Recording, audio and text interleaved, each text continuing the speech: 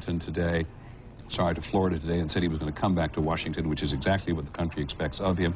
And he said very briefly on camera that this terrorism against the United States will not stand. As we've said before, the kind of thing he had to say. And John Cochran went to Florida with him. And John, I think you're still in Florida and the president came home. Is that my understanding? That's right. We're grounded like all other Americans. The airport here is closed to us. The president is on his way back, but we don't know where he's going to land. You know, normally, Peter, the president would land at Andrews Air Force Base, Maryland, a military base, a secure base just outside of Washington, D.C. However, network camera crews have been barred from going to Andrews Air Force Base.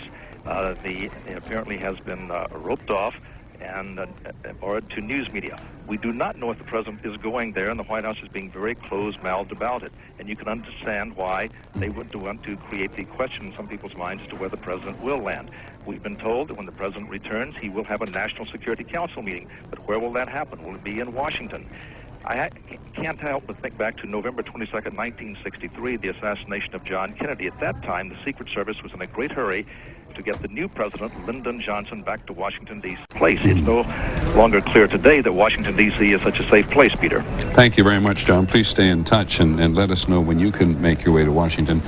The uncertainty in Washington has led authorities to ask the political leadership in the Congress, we know at least in the Senate, to go to a safe location. Earlier reports about a bomb outside the State Department, we believe, are now not correct.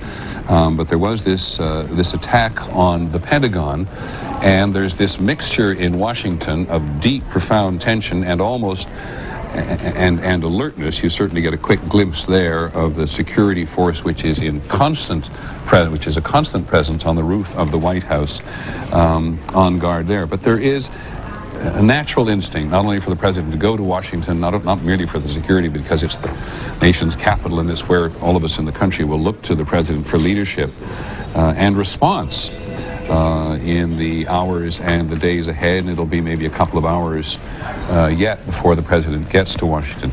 Meanwhile, on the ground, we have people of all persuasion, eyewitnesses, journalists on the ground, who have been party to seeing this thing and are beginning to piece together for us the human dimension of how horrendous this is. And this, of course, is Times Square, in which you can imagine that people have stopped, and this happens to be the ABC News screen in Times Square, which at a time like this, as Times Square has always been for more than a century, it's always been a place where people gather to see the news.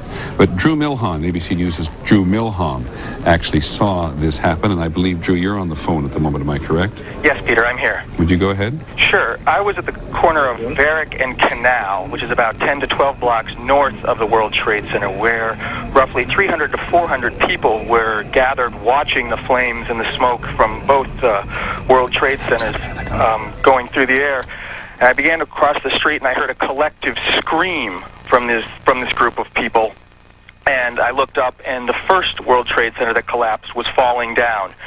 The shriek lasted for quite a long time, and then many of these people fell into tears, just crying and sobbing. I don't know where my mother is. I don't know where my friends are. That sort of thing was heard all around this crowd. Okay, Drew, where are you at the moment? You're in the same location? Yes, I am. I'm at Varick. I'm just north of that now. I'm at Varick and Canal. And people are not familiar, people from outside New York are not familiar, but you're at the lower west corner of the island of Manhattan. And is that whole lower part of Manhattan being either evacuated or people just leaving it en masse? It is being evacuated. No cars are allowed south of Canal, which is basically the last major thoroughfare that goes east to west on Manhattan. After the first Trade Center went down, I tried to get closer to the scene, and police and FBI agents were telling everyone, both plainclothes policemen and uniformed policemen were telling everyone they had to go north of Canal. They were pushing everyone back. Okay, thank you very much, Drew Milhon. Please check in with developments. I can tell you that the reports that we now get from a variety of places, let me just stay with the map of New York City, because the New York City Emergency Management Center is, if you're looking at that map, is just like on the tip of the building there to the north. Both those buildings have gone, and at a moment like this, they and the political establishment in the city, as well as the state and federal authorities, would coordinate operations from in there. And there are other, as you look around that, Manhattan itself, as far up as the Williamsburg Bridge and beyond, of course, is the United Nations. People have always been concerned that these at least two of the tunnels, the Holland Tunnel for one, the Lincoln Tunnel is not on that map, but these are the tunnels that go across the Hudson River to New Jersey and out onto the west, and that even perhaps the bridges. But elsewhere in the city, City Hall would be vulnerable as well. The United Nations, the tunnels, and of course FBI headquarters, which is about in the middle of Manhattan, not too far from the New York Stock Exchange, which you cannot see on that map at the moment. But there was nothing, John Miller's with me still, thank you very much, and I'm glad you are, nothing more patently, obviously vulnerable than the trade towers. Or no larger set of symbolic targets. It's what they mean. They stand for American commerce. They stand for the American establishment, and in some way, just by their size and profile, American might. And the fact that they were an earlier target and that they withstood that, I think, made them even a more attractive target the second time around. You can see people, and again, I'm not quite sure what we're looking at here, and I wish somebody would put pictures up. Okay, this is clearly a New York fire rig. And communications are extremely, extremely difficult, as you can imagine, in a circumstance like this. One of the things sometimes what you get is a picture that is either taken from a different angle or of a different thing. One of the things they're grappling with here is what is the crime scene. They've been talking about that today. The crime scene unit responded expecting that they'd have a massive crime scene, the World Trade Center tower, then two towers. Then the two towers collapsed, making their crime scene not only much more difficult to process, but massive. Consider the prospect of sifting for evidence, trying to find the black boxes, the in-flight recorders, evidence of other explosives there. Let me stop for just a sec, John. We'll come back to the notion of crime. But ABC's John McWethy is at the Pentagon. John, can you hear me? Jack, can you hear me? Yes, I hear you, Peter. John McWethy, just go ahead and tell us what you know, what you've seen, how much information have you been able to put together? Peter, this is one of those things that you dream of in your worst nightmares.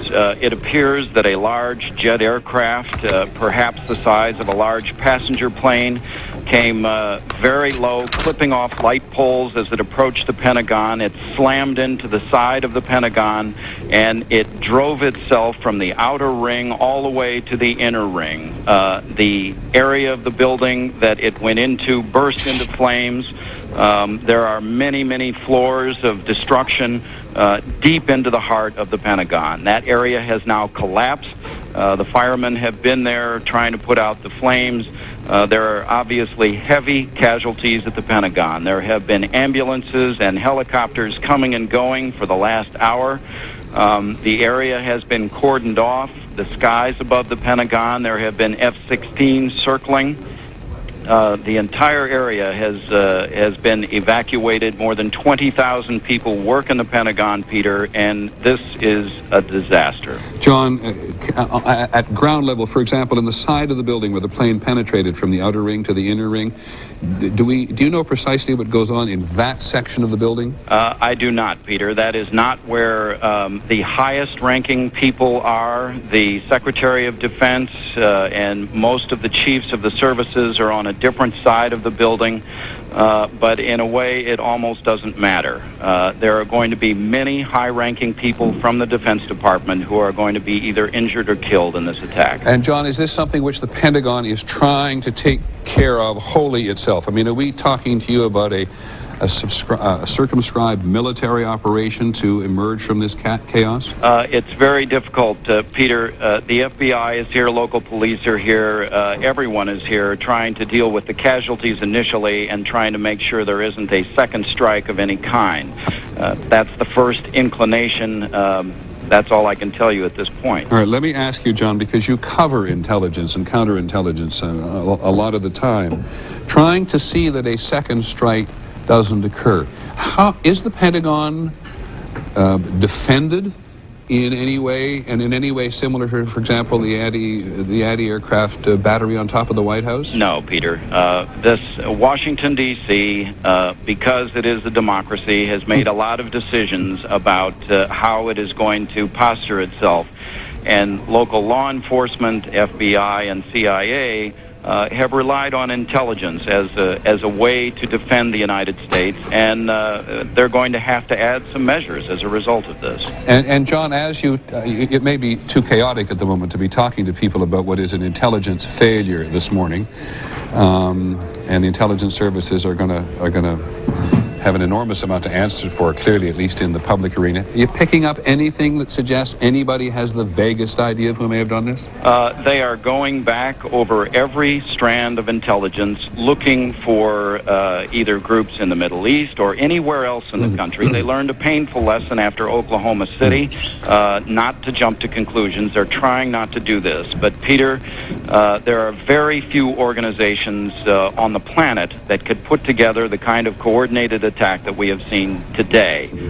That points most initial fingers at Osama bin Laden's organization that has the money and the sophistication to do this. Okay, John, thank you very much. I don't think we should be at all surprised that it moves to the top of everybody's list in this. But John McCarthy makes a very interesting point, which we should talk to John Miller about this for a moment, which we should consider throughout the day. I remember sitting in this exact same chair at the time of the Oklahoma City bombing, and we all thought it was a Middle East attack. We all thought it was the Arabs attacking the United States, and that's where much of the violence is these days. But it was a sort of knee-jerk reaction, then it turned out to be one of our own. That's right, and it was a conclusion that was jumped to by the law enforcement establishment because it fit. It seemed to fit the pattern of conduct, a massive truck bomb. The difference was it was stateside, yet they were certainly surprised when they learned within days, actually with a car stop of Timothy McVeigh, that it was a homegrown plot. These are bellwether events. When the World Trade Center blew up in New York City in 1993, everybody sighed and said, well, we said it couldn't happen here, and it finally has. When Oklahoma City blew up, they said, we knew it could happen here, but we never thought it would be brought on by our own. This event certainly transcends either of those events by several fold. And of course, as you pointed out, people are already jumping to speculative conclusions. But whoever is behind this put together an incredibly sophisticated program.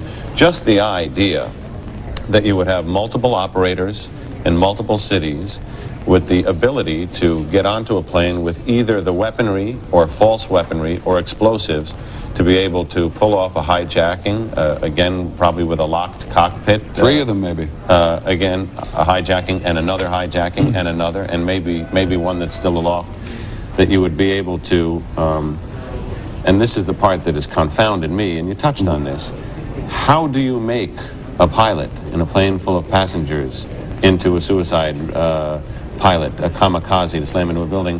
And if you do not, how do you, as the terrorist, have the level of sophistication to take over the controls of a sophisticated airliner jet plane to be able to fly accurately into targets like hitting dead center into the Pentagon, which is a low building? You heard John McCarthy saying knocking off telephone poles, knocking down telephone poles as it came along. Dead hits into the World Trade Center, one at the center, one near the top.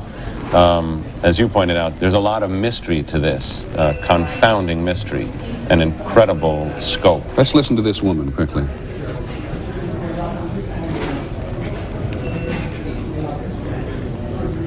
Well, we try to listen to this woman, not able to get her sound. Could somebody please turn up her sound if that's possible?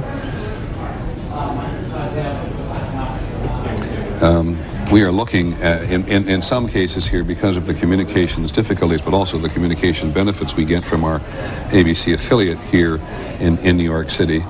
We're getting coverage which comes from a variety of sources. What you're seeing is West Street there, a block north of the World Trade Center. That was an emergency service police officer collapsing on the street.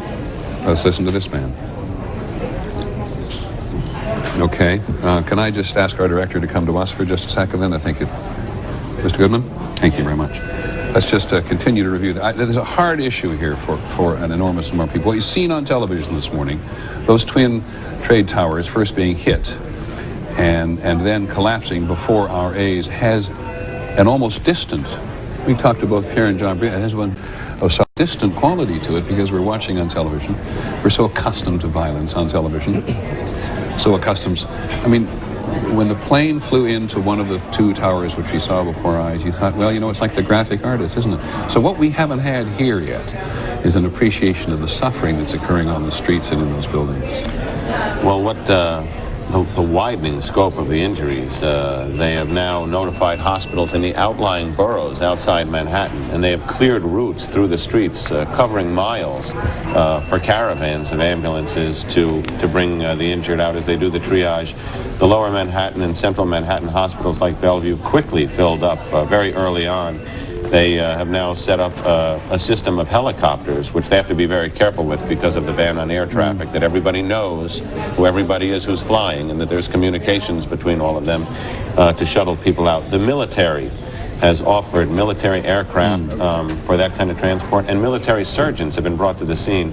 One thing unfolding right now is they've asked for gas to be shut off in that area for blocks and blocks, because after the two collapses, gas mains were opened up and there's a gas leak in the air, which only fosters the danger of yet more explosions. Exactly. Pierre? Well, one of the things that they've been very concerned about in recent years is the notion that could hospitals deal with massive amounts of casualties like this. And now they're going to... Let me just interrupt you for a second so we hear it as it's happening.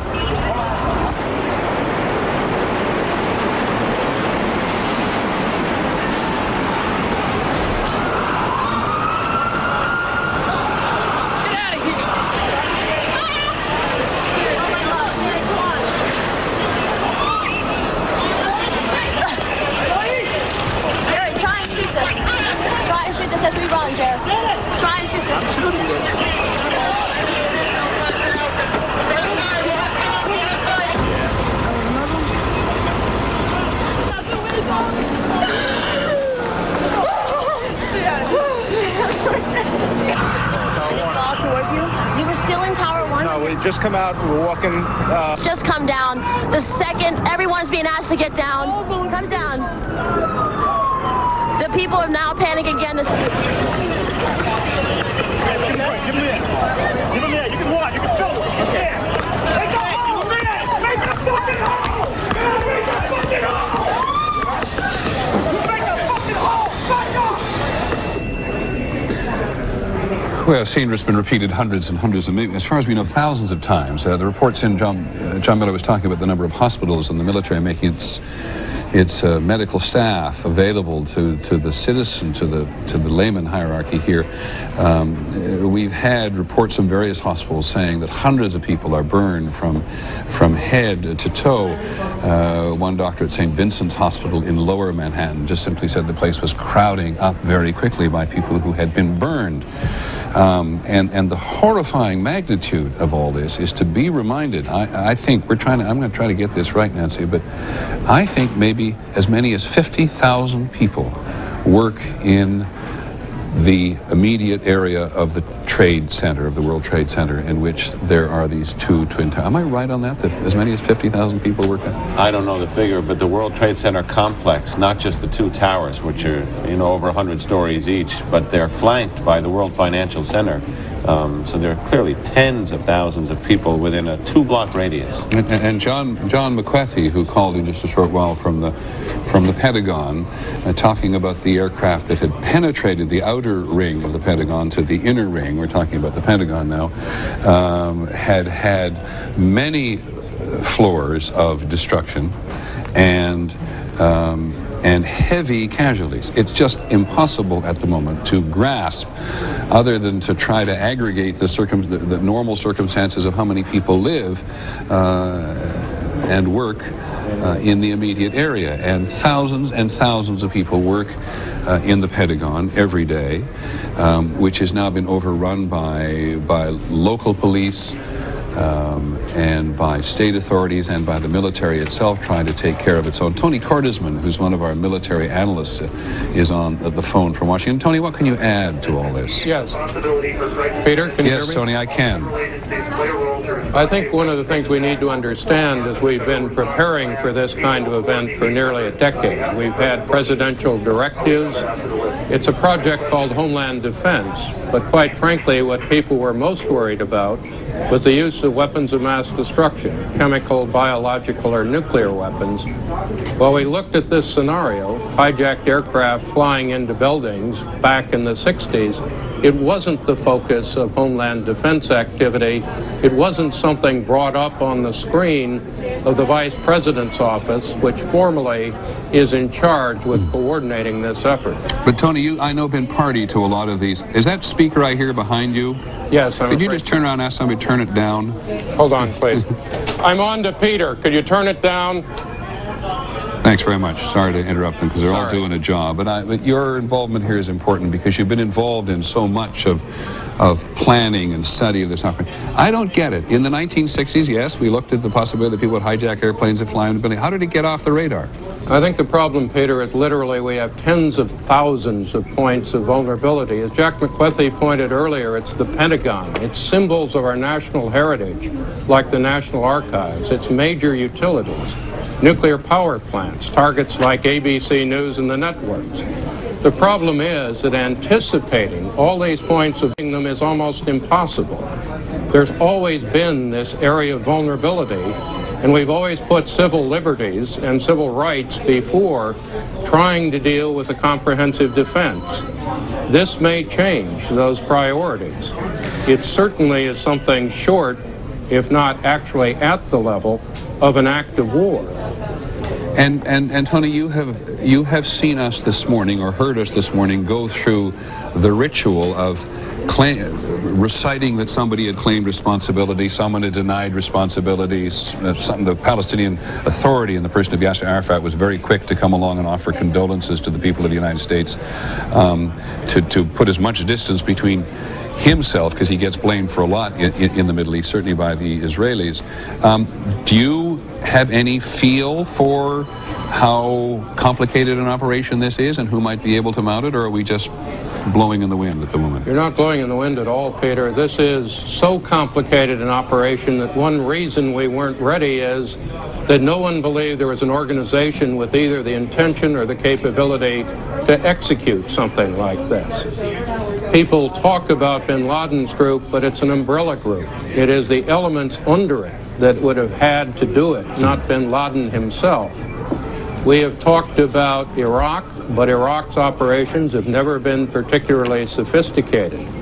We've talked about Iran, but while we can identify that the Iranian leadership was involved in Al-Khobar, we've never seen anything this ambitious. And groups outside the Middle East, like the Japanese Red Brigades, have never come close to this level of operation. I think it's also important to note that we talked earlier about bin Laden being Arab. Bin Laden's operations now have many elements that are not Arab. They are Islamist extremists. They involve groups from countries like Pakistan and other elements.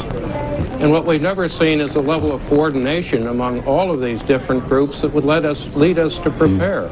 Okay, Tony, thank you very much. Very, very grateful to have you here and to remind us all that what has been happening to us all, in terms of being witnesses today to this, and everybody's now gets deeply emotional about the people who've been involved. I can remind you that many thousands of people work in the Twin Trade Towers in New York City, many thousands of people that work in the Pentagon. There have been 2 aircraft at least today which have gone down with passenger loads on board, and in fact there has been a 3rd crash in Pennsylvania, which I shall bring you up to date on in just a moment. But we've had a written statement from American Airlines this morning, and let me just read it to you, or parts of it as it come. American Airlines confirms it lost 2 aircraft in what it describes as tragic incidents this morning. There was Flight 11, which was a Boeing 767 en route from Boston to Los Angeles with 81 passengers, 9 flight attendants, and 2 pilots on board. That aircraft was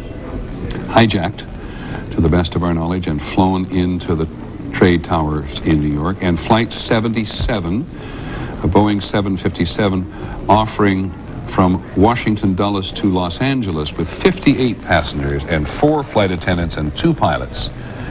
That aircraft is a little more uncertain. That is not a huge, it's a big aircraft, 757, but we're not certain whether that's the one that went into the Pentagon or whether it's one of the other aircraft that went into the Twin Trade Towers. But the government has now shut down the entire air traffic system in the United States. And we learned just a while ago, for example, that all international flights heading to Canada were now going to be, for the United States, were going to be diverted to Canada. And the Canadians have now shut down their entire air traffic system as well. A reminder of how close the two nations live together and how Canadian airports from one end of the country to the other are within an hour's flight or less in some cases of major American targets. So now let's get involved with one more crash to start with. ABC's Lisa Stark, who covers aviation, is on the phone with us from Washington, or at least I believe in our bureau. Lisa, can you hear me? Actually, Peter, I'm in Seattle today, ironically, for an aviation conference.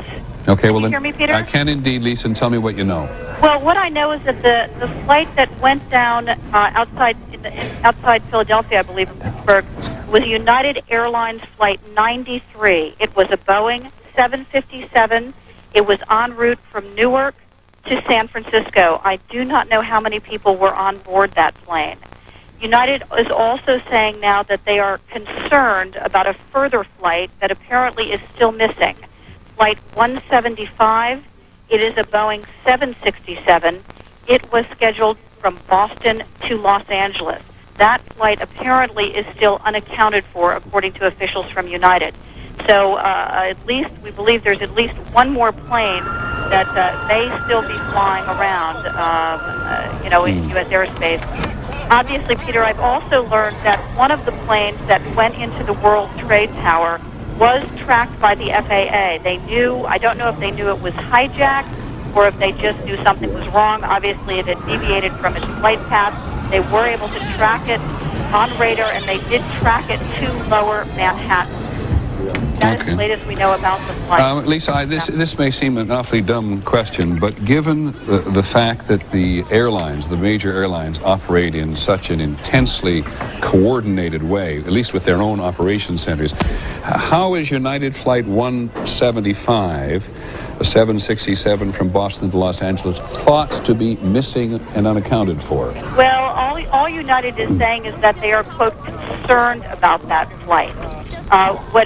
What I believe is that probably that flight was hijacked as well.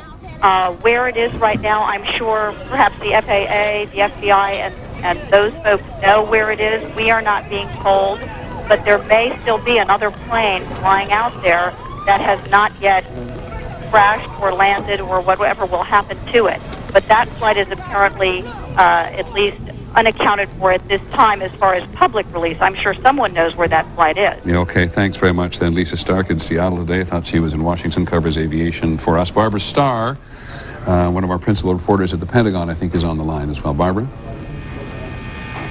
Barbara, do you hear me? Barbara Starr? Yes, Peter, I'm standing outside the Pentagon. About 10 or 15 minutes ago, we saw 50 to 75 military personnel move onto the helipad. They are stretcher-bearer volunteers.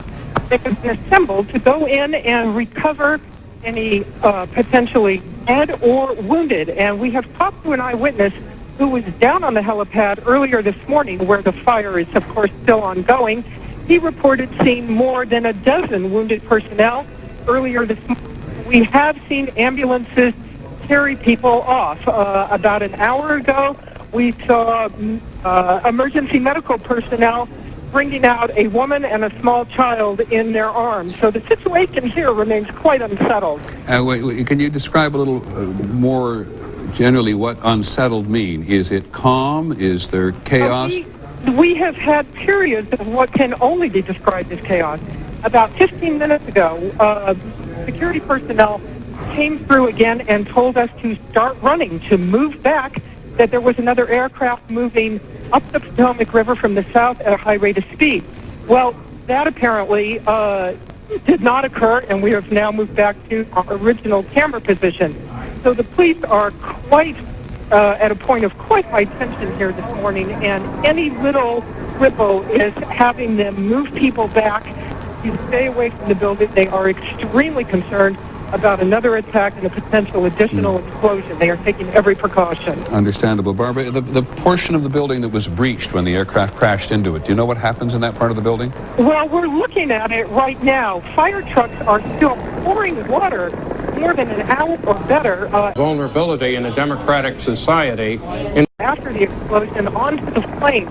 This has occurred where the helipad is, a helicopter pad with a small control tower where military helicopters, and including Air Force One helicopters, take off and land regularly. A very senior military official told us he heard an explosion on the 5th floor of the Pentagon, and he believes that that's where the impact was. But looking at the side of the building, you can see smoke and flames, and the building is singed, literally top to bottom. Water is continuing to be poured on the flames by fire companies. Thank you, Barbara Starr, very much. We've just seen a helicopter flying over the center portion of the District of Columbia. Maybe we can get another glimpse at that. It's gone out of frame now. I am wondering now whether or not we are not possibly looking at the president returning to the White House. Claire Shipman, you've got a pretty decent vantage point over the White House. Is that possibly what we're looking at? Okay, Claire Shipman will get to us when she's got a very good vantage point over the White House. It does not by any means look like the traditional arrival of the president from Andrews Air Force Base in a Marine helicopter, and quite frankly, everybody on the roof, with a few remaining people on the roof of the building now. This is a permanent guard. I think we're all in the country familiar with the fact that this is a permanent military installation on the top of the White House, as there is one of the really intense perimeters around that. But I think they would not have been quite so relaxed if the president was returning to the White House. And you heard John Cochran report from Florida a while ago that there is nobody's told him where the president is going to land on his way back. In fact, he does traditionally land at Andrews Air Force Base, and we have no idea precisely where he is going to land. But there is no doubt at the moment that authorities are on alert from coast to coast still. All air traffic halted. All high-profile buildings in New York City, certainly in the District of Columbia, all of the national buildings have been evacuated. It's certainly been true in Chicago. The Sears Tower of Chicago was evacuated. So were the tallest skyscrapers in Boston, Cleveland, and Minneapolis, and the Space Needle as well in Seattle was closed. Military bases all across the country went on alert. On a variety of stages alert. In Washington, military personnel were put on what's called alert level Delta, which is the highest possible alert status, and military personnel throughout the country were put on Charlie threat level. For people who follow those things, we say them often without knowing what they mean, but they're both pretty high states of alert. There was extra security put in place at the Department of Energy's nuclear weapons and research complex in Oak Ridge, Tennessee. They put in extra security at the Los Alamos National Lab in New Mexico, and among the other places at Fort Detrick in Frederick, Maryland. This is to give you some sense of the magnitude. We're looking at a limited amount of picture of New York City and Washington, but let me go on with this list of what people did across the country today. In Louisiana, the state police urged all petrochemical and pipeline companies to be on alert. In this particular tension, a target which people who study terrorism believed which was vulnerable. In Los Angeles, all of the police in Los Angeles went on tactical alert and mobilized their anti-terrorist division. You recall before the World Trade Fair, the World Trade meeting that was held up in Seattle, one of the last times the system really worked and everybody efficiently was when they caught a guy coming across the border from British Columbia and Canada with a view to blowing up the Space Needle, I think it was at the time, in the Space Needle in Seattle. That's what they originally suspected, and then later updated it. Turned into something in Los Angeles. When he began to cooperate, he admitted his plan was to set off a massive bomb inside the terminal of LAX, Los Angeles Airport. That's right. And what I remember at the time about that, John, which is why everybody in the country is so on edge today, is, you know, here was a guy who was picked up by one agent at one border crossing in the country because he was sweating. One alert agent who didn't like the fact that he was panicking. Yeah, okay. Under questioning. Let me go back now to the World Trade Center. Just to finish this very quickly. Under orders from the FAA, airports nationwide are now closed all across the country. Anybody's just connecting with the world today and you're planning to go anywhere on an aircraft from one place to another, you can just forget it. So let's go back to the World Trade Center in Lower Manhattan on the west side and talk to Don Daler. Don. Over for New York yet. As you know, this is one of the most densely constructed pieces of real estate in the world, and when the Twin Towers collapsed, it appears that they ignited fires on surrounding buildings. I'm seeing a huge amount of smoke. Just about 15 minutes ago, there was a phalanx of firemen, I would say probably about 50 firemen, moving deliberately into this black cloud of smoke. They disappeared completely into it. Then about 5 minutes ago, there was quite a bit of activity as a number of police officers started moving back individuals as well as firemen who were with their fire trucks away. So they moved the line of demarcation back away from that area. And I can see at least two buildings look to be partially involved. Just from my vantage point, I'm about 4 blocks away from where the Twin Towers once stood. Right before the second tower collapsed, when you and John were talking about the concerns over that possibility, Mayor Rudolph Giuliani walked right past me here on Church Street and Duane Street, again about 4 blocks from that area, moving his entourage out of that region. And then just moments later was when the collapse happened. There was a complete cessation of ambulances and any kind of emergency traffic in this area for about 5 minutes, and then slowly I saw 1 or 2 ambulances trickling out of this incredible cloud of dust with debris on top of them. Some of them had broken windshields. There was a police car that came by that looked like the top had been almost completely stove in. And that's one of the most disconcerting aspects this morning has been on this avenue that has been opened up, Church Street. There's just been a trickling of emergency vehicles coming out of that scene and towards the hospitals. I'm not sure how much they've been trapped down in that area or whether they moved away and are going to some of the other area hospitals that don't come by here. But I have not seen anywhere near the number of ambulances leaving the site that one would expect. Don, let me ask you this. Do you have, and I realize this is a tough one to ask you to speculate about, after the attack occurred on the aircraft, the first aircraft attack on one tower and then the second one, how many people managed to get out of that place before they collapsed? Have you any idea? Would you see a large number? I saw a river of people at first running when the first attack happened. There were screams. A lot of people were looking up in shock. And then about, I would say, a minute and a half later, there was a steady stream of people moving from closer to that area, running up the streets. Then, of course, as I guess is human nature, a lot of people stopped, feeling that they were maybe far enough away that it was safe, started looking up, talking, pointing, and then the second plane hit. And that, again, caused another stream of panic. As the police started to respond and started to try to clear the streets, there was a very calm, organized evacuation of the southern part of Manhattan. I saw no panic whatsoever. It was very calm. The police were directing traffic, getting all the cars out of this area, getting all the people north. But when the first tower, the one that actually was that you saw, was the second tower hit, but the first tower to collapse, fell, then it was mass chaos. And there were thousands of people running up the streets. This billowing cloud of dust and debris came washing up over here, four blocks away, which only exacerbated the chaos of the moment. And then from then on, from the time that the first tower collapsed, there was just the street here, Church Street, was just full of people covered in dust, holding their handkerchiefs or papers over their mouths to try to breathe, moving northward away from this area. That stream trickled out, and then when the second building collapsed, once again there were more people, but this time when the second building collapsed, I witnessed firemen who were helping one another struggling up the street, covered in debris. There was a police officer who was being carried by two other police officers trying to get out of that area. So there was obviously a lot of collateral damage with the people around that area.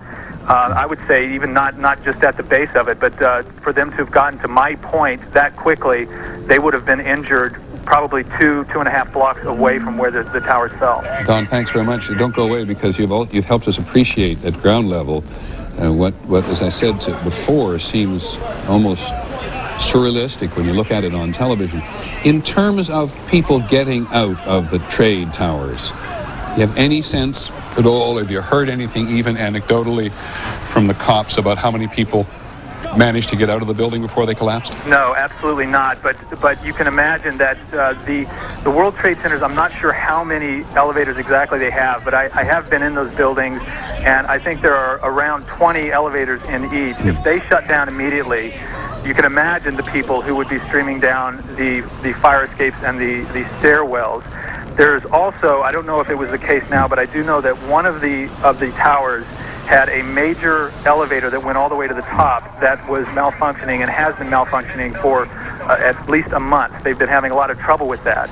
Not that that would have made any kind of difference, of course, once those elevators shut down. As soon as I imagine the fire alarms go on and that kind of thing, it's de rigueur that the elevators are not to be used in that situation. If the elevators go all the way to the top, and that's where the extent of the damage was at the very top of these, there's probably no way that anyone on the lower floors was able to use elevators. So they were all going down the stairwells, and one can only hope that there was quick enough reaction that they did get clear away, that they did not stop at the base. Thank you, Don, very much. You know, somebody said, looking at the Pentagon this morning, that it reminded them of World War II. Clearly a person too young to remember World War II. Scenes, you can feel absolutely clear that you're looking at the results of the United States at war with angry and vicious people who will do in the future, as they have in the past, whatever they can to get at the United States, this huge presence in the world, with any number of enemies in the world, with any number of people who feel the United States has messed up their lives or their countries or their movements or impeded them from something. And so, in fairness, without being too carried away with it, we are looking at pictures from a war zone this morning. Not a picture, something that looks like a war zone, looked like an old war zone, but it's a picture of a current war zone in this endless battle between the United States and its enemies. Usually small groups of enemies. We're talking into countries to some extent here, but we're talking about the most unconventional form of warfare that man engages in, which is terrorism. Designed to cause terror, designed to have an impact on the psychology of Americans, designed to show that the United States is vulnerable. What better expresses American vulnerability than to watch these two symbols of American commerce and government and pride at the lower end of Manhattan collapsing in upon themselves after having been attacked by two hijacked aircraft. That is what it looks like at the moment. Looking out, this from the top of the KABC building, and we're like 60, 70 blocks, 60 blocks north, more than 60 blocks north of the trade centers, and as we look down, that's what they look like under normal circumstances. We can see them from almost anywhere in the city, and people go to the top of them on a regular basis so that they can see the huge surrounding area, including, I might add, right in their face, the Statue of Liberty on a day like today. And they are both gone. Now, just to deal with the possibility of the missing United Airlines flight, the mayor of Cleveland, Michael White, says that a Boeing 767 out of Boston has made an emergency landing at Cleveland Hopkins International Airport because of concerns that it may have a bomb aboard. There is some possibility that may be the missing United flight, but we do not know. But anybody who's in an aircraft this morning and made an emergency landing safely is probably one hugely relieved person at the moment. I want to go back to Washington. Claire Shipman is just across Lafayette Park from the White House. It's a traditional place in which we broadcast from when we're covering White House and Washington affairs. Claire, do we know where the president is at the moment? Well, Peter, that's what we've been trying to figure out. I've been told by sources that Air Force One hasn't landed yet. What we're trying to figure out is, as you were talking about earlier, where that plane will land and where the president will go. The Secret Service have essentially told me, we have an emergency plan in place for exactly this sort of thing, and of course, we're not going to tell you where we take our protectees, including the president. And there was some question about whether he would even land, as he normally does, at Andrews Air Force Base. Now, there is a small press pool traveling with him on Air Force One. I've been told they may stick fairly close with him once he does land, so we may learn something more. But in addition, the entire staff of the White House... We should look on the south lawn of the White House. Vulnerability in a democratic society. The White House and the old Executive Office building, State Department has been scattered around town. There's no reaching anybody from the NSC, the press office. They're all trying to set up temporary offices, and at some point they may have them up and running. But right now, there's very little information about how this government is running and from where it's being run. And of course, Claire, these are all really, truly important psychological factors in the war between the United States and those people who would harm it, because if the government is seen to be in, I don't mean to suggest disarray, but seen to be uncertain, then this is going to simply make America's enemies happier. Oh, absolutely. This is exactly the sort of response they would like to have. And of course, this government doesn't make this sort of evacuation decision lightly. Remember what you were talking earlier about the Oklahoma City bombing. They didn't evacuate at that point. We all stayed in the White House because they didn't feel it was necessary, and they don't want to do it unless they believe it is absolutely necessary. I have been saying, perhaps you will think too blithely, that the president is no safer than he is in the White House. Is that the conventional wisdom among the current White House press corps? You mean... That the president wants to be in the safest place? He's in the White House, unless he's in a bunker somewhere. Well, I think that is normally true, but again, in a situation like this where it's obvious that they're just not sure what's going to happen, they believe there are safer places for him. The Secret Service told us absolutely they have places they believe are safer for their protectees than the White House. Remember, we talked about this earlier, but just a couple of years ago, a plane landed on the White House lawn. Right. So mistakes do happen in terms of the protection of the president, and they don't want to take any chances at this point. Thanks very much, Claire. But one more question. We try to track the political leadership in the city generally, and I realize this is in large measure a serious effort, but also something of an academic exercise. Where are the leaders of the Senate and the House at the moment? Well, we've been told that the leaders of the Senate, at least, have also been, according to a plan, taken to safe destinations, and we can't find out where. Colin Powell, we're told, is on his way back from Peru. He would also be taken to that sort of safe destination, presumably with the president. Okay, thanks very much, Claire. People at home, I think, know by now that we get information from a variety of ways, and here's a piece of information about the president's advisors that Claire may or may not be party to. That they're preparing a list of options, including closing the nation's borders. Now, we all know, as the struggle over legal and illegal immigration and the desire that people have to come to the United States, how difficult that is. But the notion, we've now got all the airports in the country is closed down. We've got all the Canadian authorities pretty much mounting the same kind of operation there, at least temporarily, to see that nobody uses a Canadian airport in order to get an aircraft off the ground to come in this direction.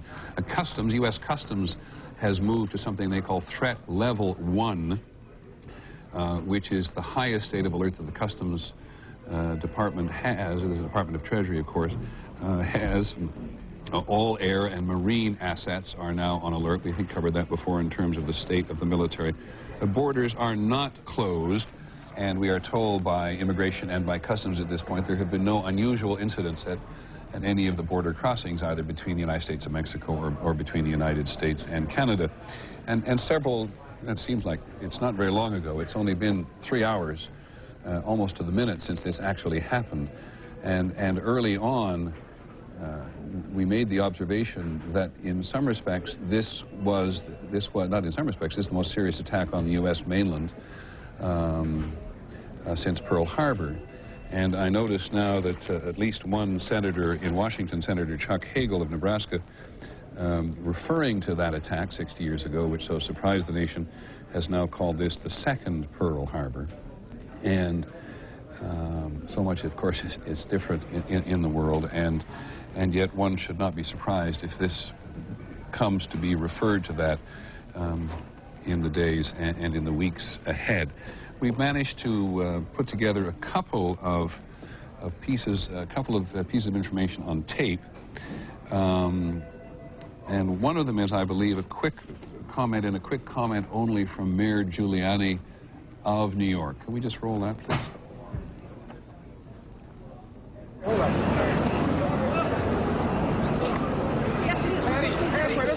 Put your mask on. Put your mask on. Don't put it down. Mayor, what's the situation right now? The situation is that 2 airplanes have attacked apparently. Can't go to sleep. What? You should not go to sleep. All right, well then let's go north then. You know especially what happened to 2 airplanes? Come with us. Come with us. Well, let's talk a little later, okay? Okay. Right. City Hall. Okay. You could never ever underestimate how important the political leaders are and their respective communities are to the country at this moment. Mayor Giuliani, who's coming to the end of his term in office, down there, very characteristic fashion of him, John Miller, to go immediately to the scene. Some mayors have not, and it has cost them politically, but you see in that early picture, maybe that's an hour or so ago, in which he's just caught above as much guard as anybody else. And he's covered with dust. He's walking with his principal bodyguards. The other man wearing the mask, who stopped him from speaking, obviously for security reasons, wanting to get him further out of the area, was his police commissioner, Bernard Carrick, who, as the mayor was about to stop and give a briefing, said, no, we have to go further out, concerned for, other damage and his safety. Okay, Senator Schumer of New York is, I believe, on the phone. Senator, are you there, and can I ask where you are? Yeah, I am in Washington, Peter. Good.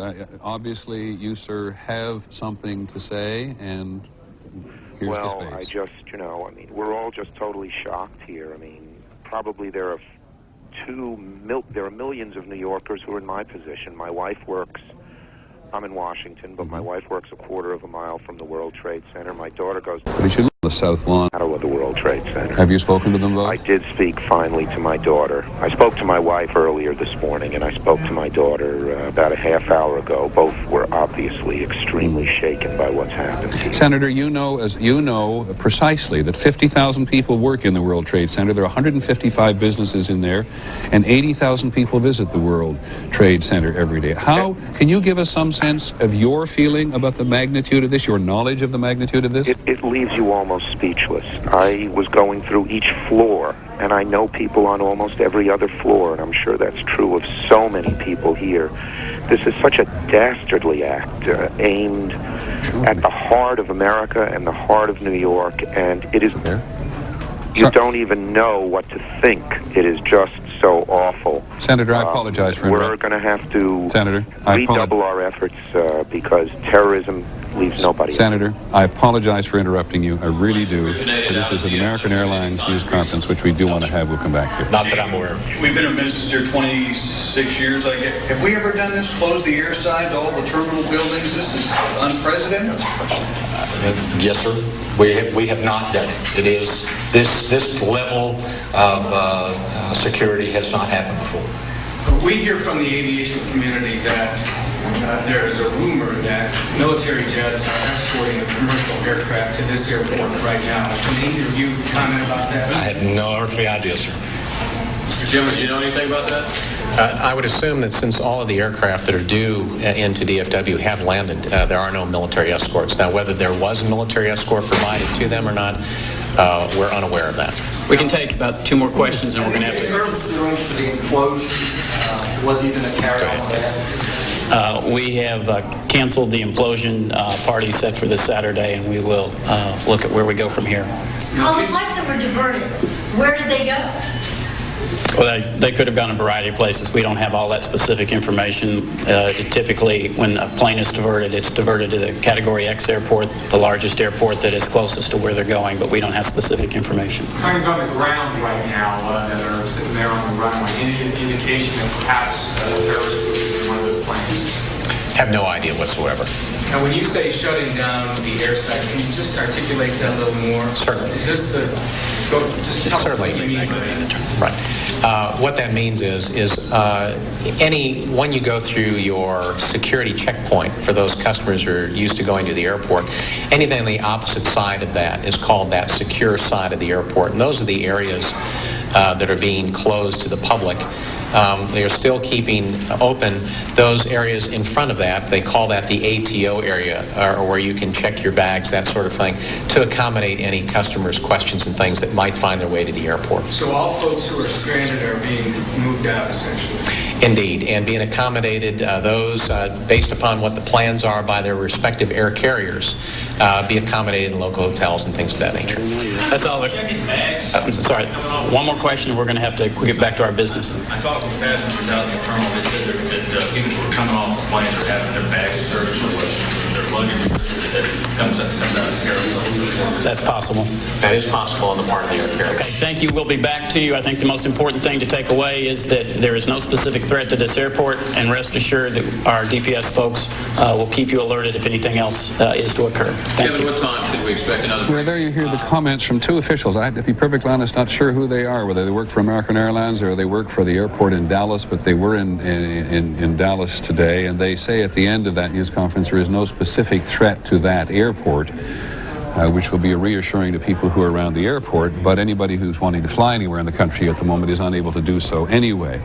But the conditions in the country are of such a confusing nature at the moment that stuff just comes in all the time. We've had authorities in Lexington, Kentucky tell our affiliate there, WTVQ, just a short while ago, that a plane is missing from radar in their airspace, and it is simply going to take time in order to sort out whether or not we're looking or at an operation or somehow witnessing or being on the edges of an operation that is continuing to unfold in various parts of the country.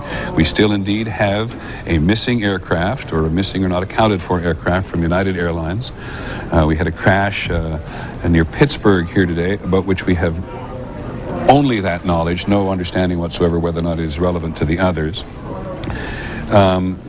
We do know that the president and the vice president, and interestingly enough, former presidents, are all now in secure locations. That's Pierre Thomas, our Justice Department reporter, connecting into his sources there to tell us all that. ABC's John McKenzie, who's out on the streets of New York, has spoken to the New York City Fire Department officials, and they report many missing firemen, perhaps as many as 200. And John Miller, you've been such assistance here this morning that will come as no surprise to you because you worked these streets for so long, both before you went back to being a reporter as an official with the government, or with the police department. That's right. And the fire department stays there. I've seen the fire department all my professional life stay there till the bitter end. Well, you know, they are the people who are always running in when everybody else is running out, and in this case would have been the front line of the evacuating force for the World Trade Center. The fire department has a set plan for a disaster at the World Trade Center. It's an automatic second alarm, which brings more than 175 firefighters. This, of course, brought hundreds more. And their job is to go through the building and bring those people out. And there's really no telling at what stage of the evacuation they were at or how many of them were still inside when the first building collapsed or the second building collapsed. I remember 30 some odd years ago, first coming to New York, and there was a building that collapsed, and the firefighters were ultimately the ones to die on almost the very first night I was here at ABC all those years ago. As you say, everybody's going one way and they're going the other way. John, I know that you're listening a lot to the network. By this I mean the police network, and one assumes we're not interrupting and intruding on them. I think that's pretty certain. Give us the general tenor of things at the moment. Right now, it's a situation that's vastly calmed down. As you hear the operations, which I've been monitoring since the beginning, their voices are now level. This is much more about organizing an incredible crime scene second, but first, organizing a massive transport of casualties. They literally have passenger ferry boats, police launches, and other vessels standing by to ferry people away to outer boroughs, helicopters to do the same thing. It's really a tremendous effort to triage the people who are injured, to decide who's viable, who can be saved, who needs immediate attention, who can wait, to categorize them and tag them as such, and then to designate whether they can stand a long ride or just a short ride to the nearest available medical of the wife. Vulnerability in a democratic society. But as you look at the South Lawn, what's going on, and that's an incredibly large effort. On the other side, there's the investigation, which is unfolding, processing probably the largest crime scene in U.S. history, certainly larger than the Oklahoma City bombing, or even the first World Trade Center bombing, or in this case, because of the size of those two buildings, the twin embassy bombings in East Africa. Yeah, and that's the Pentagon we're looking at this morning. And I'm sorry, but we have more bad news. Lisa Stark, who covers aviation from us, reports in from Seattle that 2 United flights have now crashed. Now, just so we don't lose track of the numbers, we told you the United Flight 93 going from New York to San Francisco crashed outside Pittsburgh today. We believe now, according to our aviation sources, the United Flight 175, which was a 767 destined to go from Boston to Los Angeles, has crashed, and we do not know where. So we have 4 major commercial aircraft which have been involved in either accidents or violence today. We have the 2 at the trade towers in New York City. We're not certain, but we believe both those are somehow connected to American Airlines, but we're not sure of that, absolutely sure. And that news conference in Dallas a few minutes ago didn't shed much light on the subject. And we have 2 United Airlines flights involved in crashes. We do not know the circumstances of those crashes. One of them flying from New York, just outside New York, to San Francisco, and the other flying from Boston to Los Angeles. And we may or may not have another aircraft because we have no certainty yet what the aircraft was, who it belonged to, really what size it was, that penetrated the outer ring of the Pentagon this morning, right through to the inner ring of the Pentagon's courtyard there, and caused what ABC's Jack McQuethy called heavy casualties there. So we have 4 significant commercial aircraft carrying, in some cases, well more than 100 passengers who've all been involved in acts of violence on purpose or otherwise today. And Mayor Giuliani, Mayor of New York, who will probably get a better feel of this before anybody else at the moment, has now described a tremendous number of lives lost in the New York attack on the New York trade towers, and it doesn't come as any great surprise to anybody. The mayor begins to give us some sense of magnitude which is beyond that which we are merely speculating and or talking about, even though we know that many lives have been lost. And ABC's John McKenzie, who's just a couple of blocks away from the World Trade Center at a makeshift fire command center. Look at that again. I mean, it is stunning.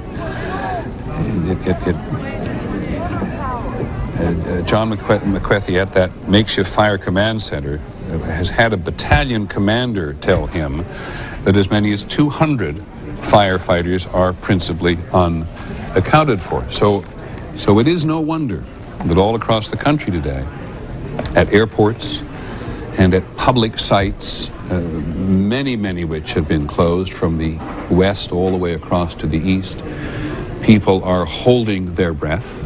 Don't wish to be melodramatic about it, are holding their breath as to whether or not there is one more, or should I say, another incident to come. And that was because the shock was so profound watching on television, as we did this morning, to see the second aircraft come in and crash into the other of the twin trade towers. There it is, which have now both collapsed. And it is, in some ways, a reminder of what happened when the Challenger exploded. And the constant repetition of the explosion of the Challenger on Challenger space shuttle just drove it into our collective consciousness all across the nation. What we had witnessed together, though we're clearly unable to feel in the same way as those people in the immediate area. I just want to pick up some other reaction coming from around the country and around the world. It's very interesting, the reaction we've had immediately, officially, from the highest ranks of the Palestinian Authority and from Afghanistan. I think we can hear Chairman Arafat, Yasser Arafat, in just a moment, but the Taliban ambassador to Pakistan, it is in Afghanistan where the United States believes Osama bin Laden has been most carefully given sanctuary, if not protected by the Taliban. But the Taliban ambassador to Pakistan has condemned what he called terrorist attacks on the United States on Tuesday. He said in a dispatch from Reuters out of Islamabad in Pakistan, this is a terrorism act and we strongly condemn it. And then from Kabul itself, the capital of Afghanistan, a spokesman for the rulers there said that the Saudi dissident, Osama bin Laden is a Saudi Arabian citizen, could not be responsible for a spate of terror attacks in the United States. I don't understand that particularly, but here's the quote from him. It says, what happened in the United States was not a job of ordinary people. It could have been the work of governments. Osama bin Laden cannot do this work, neither us, said the Taliban spokesman to the Reuters news agency in Kandahar, which is a city in the southern part of Afghanistan. This could have been the act of either internal enemies of the United States or its major rivals. Now, there are a couple things. John Miller talked to me about this because you've been to Afghanistan. You went to see Osama bin Laden. In every organization, anywhere in the world where governments or organizations have been somehow connected to terrorism in the United States mind, acting real or not, people are just waiting. There's going to be some kind of response to this. When Osama bin Laden blew up those embassies, I guess it was before you went into Afghanistan, they attacked his camps. They didn't get him. They sent 75 cruise missiles at $1 million apiece into his camps based on intelligence that he would be meeting there with his leadership. Right. He was not there, and they didn't get him. They destroyed his camps. I think that at the time or point that the government and the Bush administration identifies, not to the standard, and this is the way they've been working, not to the standard you would need to prove in court, but to the satisfaction of the administration that they know who's responsible. They will not deal with this as a criminal matter first, but as a military one first, and retaliate against someone somewhere. Too early to say who. One of the things about bin Laden that is so misunderstood, and his name has come up a few times today, is how he actually operates. More so than launching these operations himself at his direction from his own organization, and there are instances where he's charged with doing exactly that. In many more of the cases, especially of operations they shut down, the U.S. government takes the position that he's basically a foundation, that any terrorist group can approach him and say, we want to go to work. He'll provide the training, the financing, and then send them off to do their work, essentially with grant money, seed money, training, logistical support. So it doesn't necessarily have to be him to have his fingerprints on it. Fires are still burning in the Pentagon, no surprise there. As John McCarthy and Barbara Starr both reported for us, this building penetrated the outer ring of the Pentagon and set many offices on fire on a variety of levels, and there are about 6 or 7 stories. There are 1, 2, 3, 4, 5, 6 stories anyway in the Pentagon today. In at least one section, they are alight. And as I said a couple of times, the Palestinian President Yasser Arafat, who's deeply engaged in a war now with the Israeli government, has also reacted very quickly to this today to express, to be perfectly honest, I haven't heard what he said, but so let's hear what he said now. This is Palestinian President Yasser Arafat. First of all, I am offering my condolences, the condolences of the Palestinian people to the American President, President Bush, to his government, to the American people for this terrible act. We are completely shocked. Completely shocked. Unbelievable. Now, that's the Palestinian president, chairman of the Palestine Liberation Organization, Yasser Arafat, who, as I think everybody who watches the news or reads the news these days understands, is in a very, very bitter war with the Israelis, and in which terrorism has been a factor.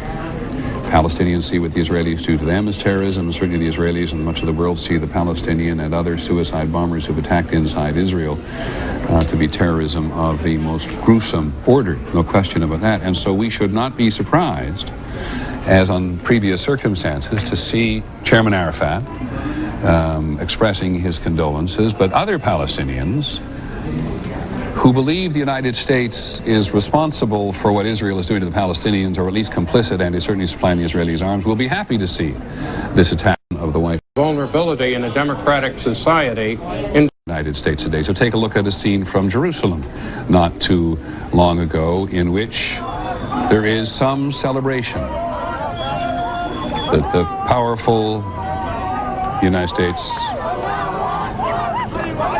has been harmed, has been seen to be vulnerable, has been hurt, I suppose, in the broadest sense of the word.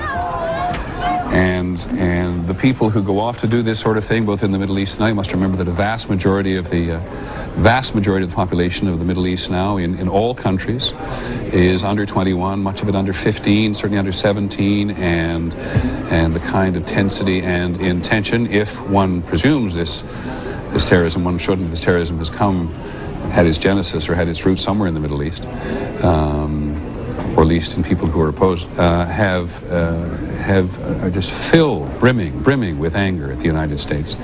And we are now becoming more experienced with the notion that there are young men, for the most part, who are prepared to blow themselves up along with everybody else in terms, if they can be a service to the cause. And they believe, as do some people believe about Islam, that they will, by sacrificing themselves, go on to another place. It's an unfair comment on Islam in some respects, but it is certainly a motivating factor. The hatred of the United States, and the hatred of the United States is a patron of Israel. Whether you're from Afghanistan, or whether you're from Iran, or Iraq, or inside the Palestinian territories, is so intense at some levels, and has become more intense in recent months, that great many people will not be surprised at this attack today, though, like everybody else, will be amazed at the magnitude and success of it. John McCreffy at the Pentagon. John. Peter, we are standing outside the Pentagon at this point. It has been already a long morning for rescue workers and police here. One eyewitness I talked to, who was on this busy highway outside the Pentagon this morning, said he saw an airplane coming directly over his head. It was an American Airlines plane. He could see the number on the plane. He could almost see the passengers inside as it went along the highway, started clipping off the high wires and the different light poles along the highway, and slammed directly into the side of the Pentagon. As we said earlier, Peter, the aircraft penetrated deep inside the Pentagon. It is organized in rings from the E ring on the outside. It penetrated all the way into the A ring in the inner part of the Pentagon. After it burned for a number of minutes, a part of the building collapsed. By the time rescue workers could get in there, the destruction was just terrific. John, do you have any sense of the casualties? We don't have any sense, Peter, except the size of the medical operation that has been set up here is enormous. They are anticipating the casualties. Certainly the injured will be in the hundreds. I certainly don't want to speculate on those killed. And John, it's a little hard to get a sense of the size sometimes from the picture. Can you describe, maybe in feet or in yards, how big a penetration this is? The roof has collapsed, Peter. There is a chasm in the side of the Pentagon that is probably 200 or 300 feet across. From the roof of the Pentagon, there is this huge V shape that has collapsed. You can see deep inside the Pentagon from the street now. This is into the inner courtyard of the Pentagon itself. It's into the innermost ring of the Pentagon, Peter. I have not been able to get into the courtyard, but I was told that the penetration was all the way into the deepest ring of the Pentagon. And John, the office building, the Pentagon is about, what, 6 stories high? It's 5 stories above ground, Peter, and several stories below. Clearly the damage is primarily above ground, but also some of those in the lower offices. I was sitting in the Pentagon when the attack happened. I was on the opposite side of the building. It shook the entire building. It was very clear that something terrible had happened. There was chaos immediately after the attack, Peter. Secretary of Defense, I walked out with the Deputy Secretary of Defense. The Marine Corps Commandant couldn't get out the door because security had locked it. It was chaos. Okay, John, and the fires are still burning at the moment, we believe? They are still burning. They are mostly oil fires, it appears, Peter. The fire hoses have been on the various fires for the last several But as you look at the south lawn of the White hours, so they're beginning to put them out. But obviously there is still heavy gray smoke coming out of that portion of the Pentagon that was so terribly damaged. John, there are a couple of aircraft at least around the country today which are still unaccounted for. You gave a very clear description earlier of how this aircraft had approached the Pentagon, but did anybody able to identify it as an aircraft associated with an airline? Absolutely, Peter. The eyewitness I talked to looked up and said it was an American Airlines plane. I saw it clear as could be.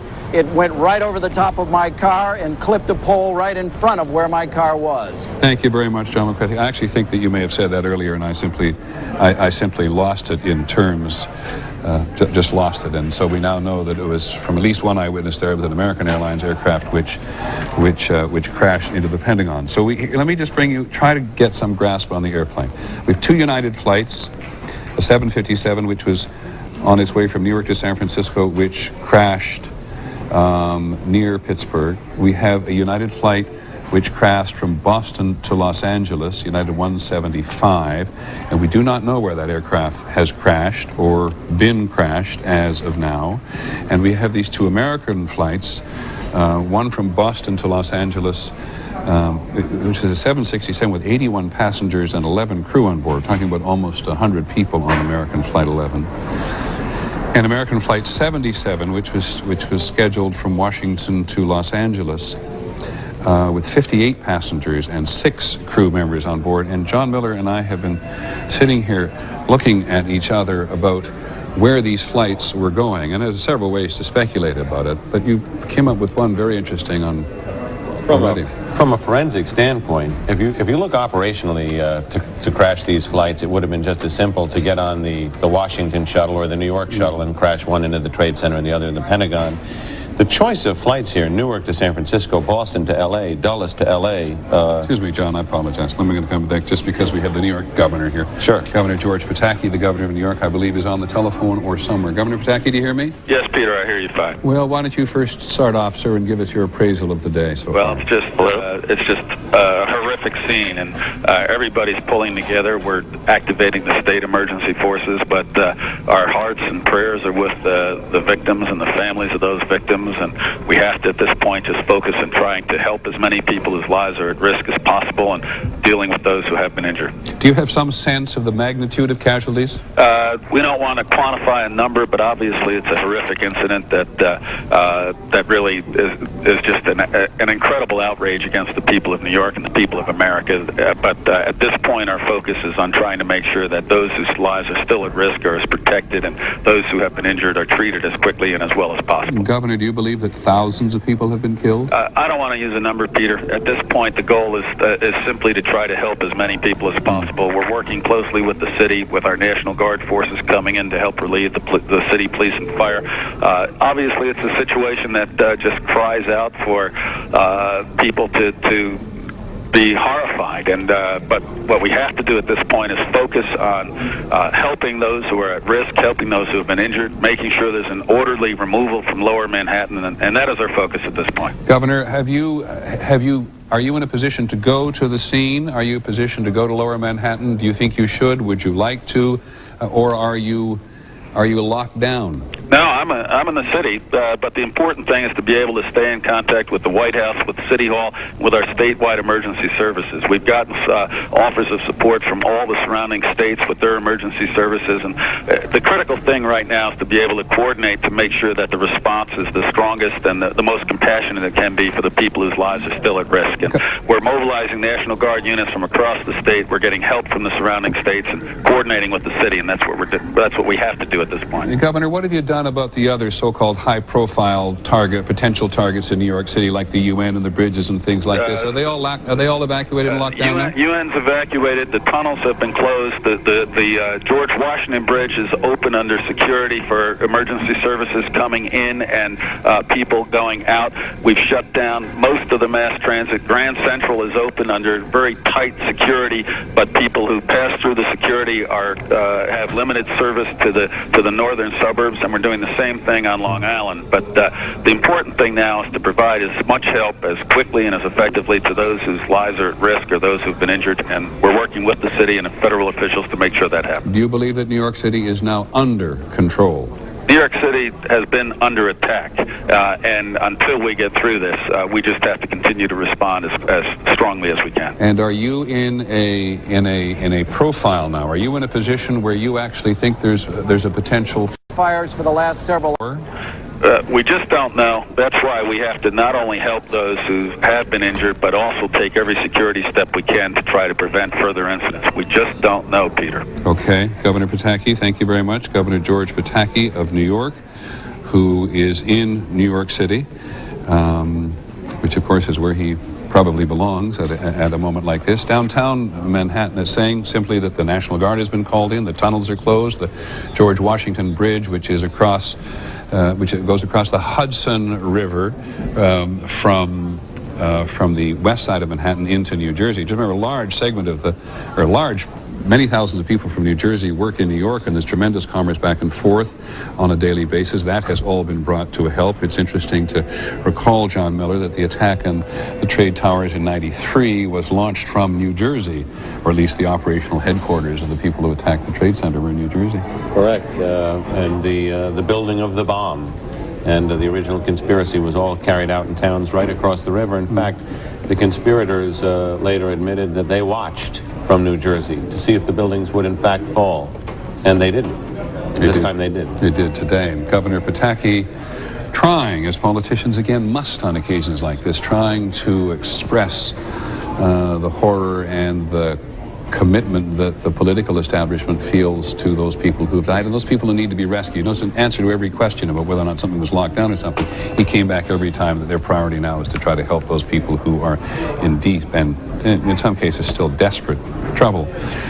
George Stephanopoulos, one of our senior reporters, is downtown. Hey, George, where have you been? What have you seen? What do you think? Well, Peter, I'm going to give you kind of a pool report from several of our correspondents down here of basically what happened down here in downtown New York between 9:45 and 10:45 when the two explosions and the collapse of the World Trade Center happened.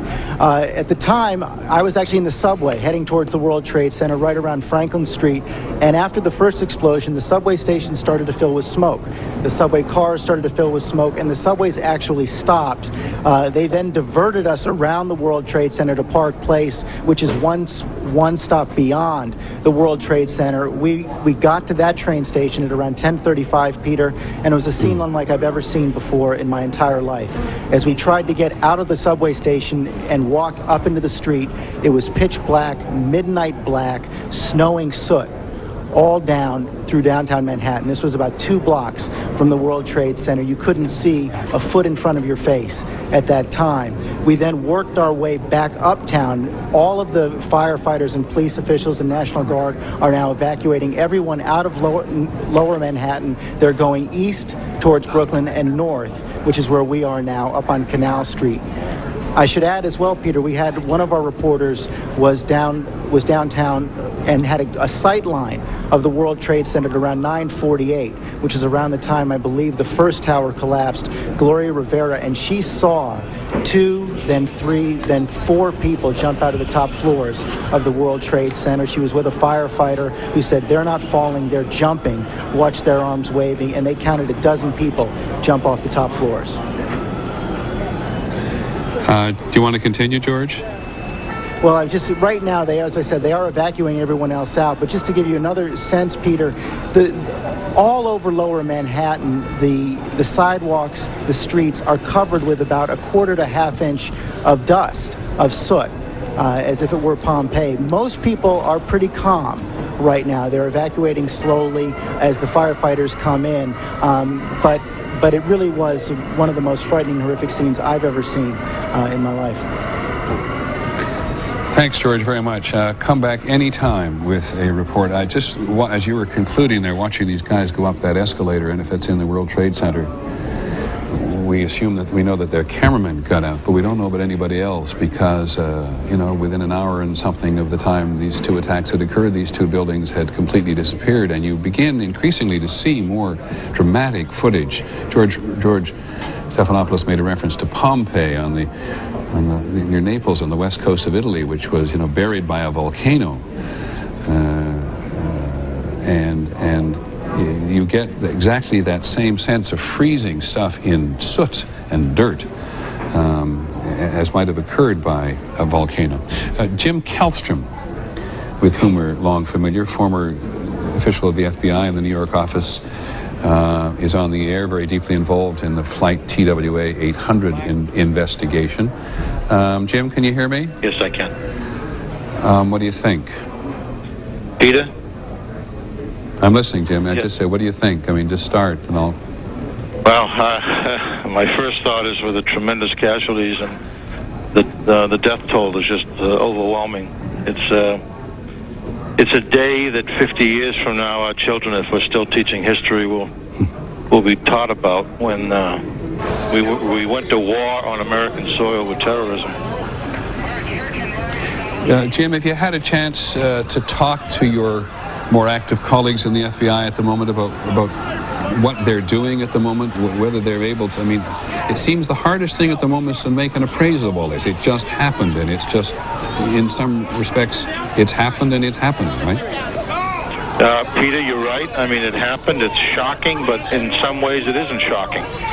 I mean, we've had, the hatred of America played out at the Trade Center in '93. They tried to take the Trade Center down. We've had the hatred played out in the USS Cole, the bombings of our embassies in Africa, the bombings of the barracks in Saudi Arabia. So now it's being played out big time here in the United States.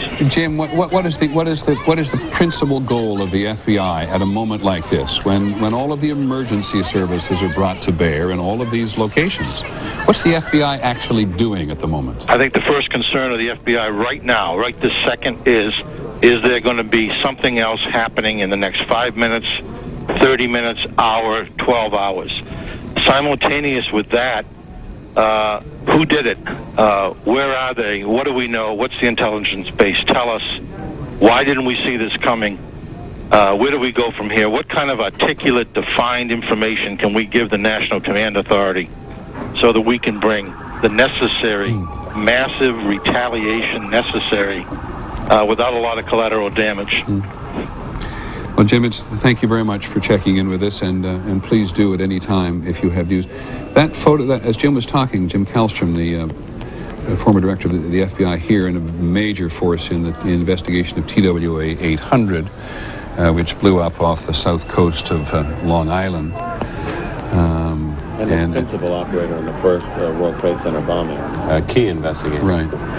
But it's interesting, forgive me, no offense intended him, he doesn't have much to say either today, because in some respects there isn't much to say except the horror of it. But as we were looking at just a moment ago, listening to George Stephanopoulos talking to our reporters who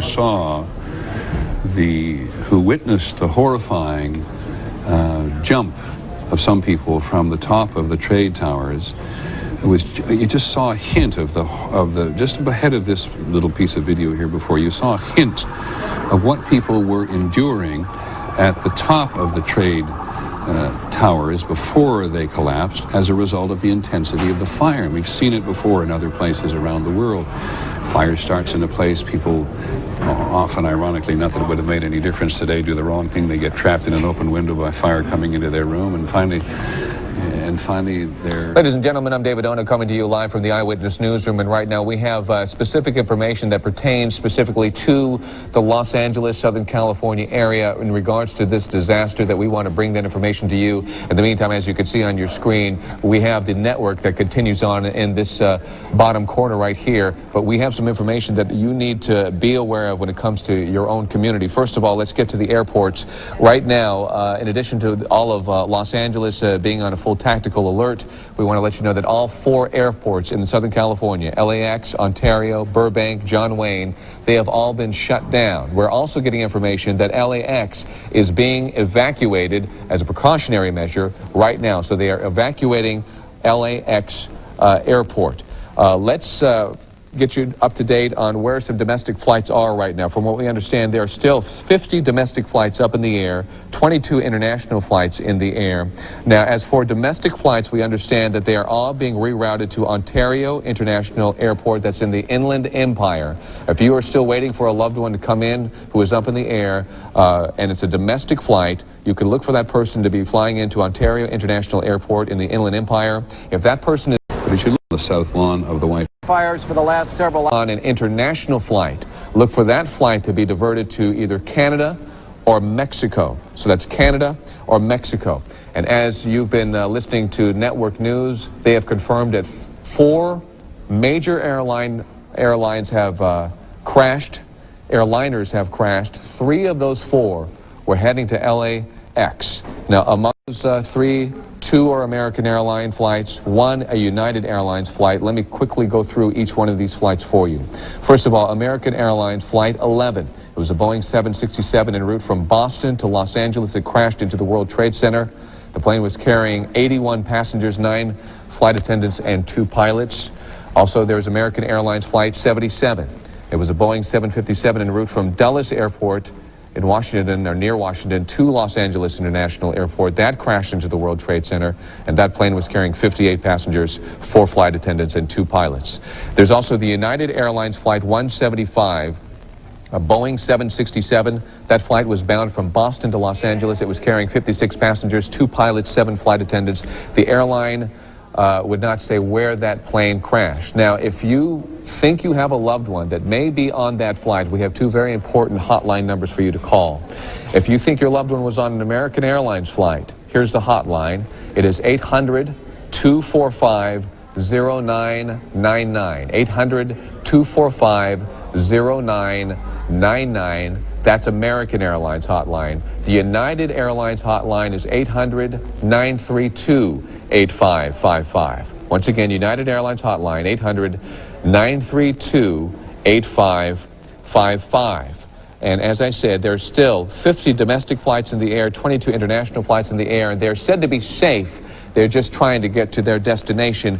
That's just in case you are waiting for someone who is up in the air right now. Let's get you caught up in some of the other information that in regards to this disaster that's going on.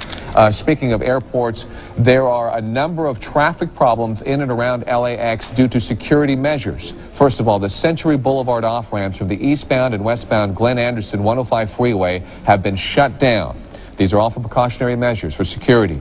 The off-ramps leading to LAX from the northbound and southbound San Diego 405 freeway have all been shut down. So there are going to be some serious traffic problems in and around the Los Angeles International Airport on the 105 freeway and the 405 freeway. If you intend on taking one of those off-ramps, it's not going to be available for you. So try to keep that in mind as you travel throughout Southern California. Let's talk about theme parks right now. All 4 major theme parks have been shut down as a precautionary measure, and that is Disneyland, Knott's Berry Farm, Universal Studios, Magic Mountain. All 4 of these parks have been shut down. Also, as a precautionary measure, the border between the U.S. and Mexico down near Tijuana and San Diego has also been closed, so no traffic through the border as well. For sports fans, you may not have heard yet, but all Major League games, including the Angels game today in Anaheim, and the Dodgers game tonight in San Diego have been canceled, so there will be no baseball tonight. And let me read you this real quickly. Los Angeles Police Chief Bernard Parks has told reporters that department personnel from the Anti-Terrorist Division are being deployed to look at local places that could be potential targets of terrorists. He did not elaborate, but what we assume is that they're being as safe as possible and trying to secure as many buildings that could potentially be of a target for terrorists, and they're trying to make sure that all those buildings are safe and the traffic through them is safe as well. Okay, so that's the latest information when it comes to news affecting the Southern California area. We're going to stay on top of the situation. Right now, we're going to throw it back to Network News and Peter Jennings. Or apparently, or you could speculate, chosen to give the terrorists the very biggest bang for their effort. And it's a very interesting point you make, because again, our assumptions tend to go when we see huge explosions like this.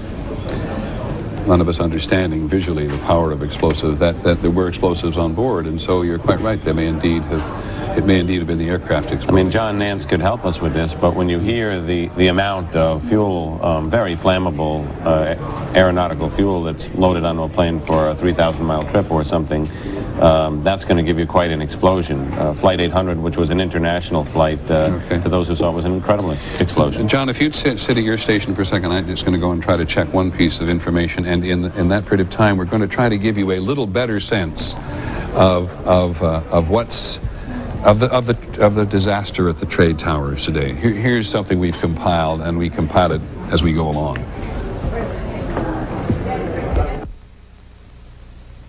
I was standing next to One World Trade Center, and then all of a sudden I heard rumbling, and we all started running away from it. The glass like blew out and threw me onto the sidewalk, and I couldn't see for like 20 seconds. And then I started seeing vaguely the street, and I just started walking, and my eyesight came back. I see you're bloody. You have dust all over you. Yeah, it was bad. It was like a dust storm or something. Like I couldn't see anything. How badly are you hurt? I have no idea. As soon as he got hit, I was thrown to a window. So I was very lucky to get out. There's a lot of people that didn't get out. There's a lot of people coming down the stairs burnt up. It's bad. We just come out of Tower 1. We were walking towards Broadway.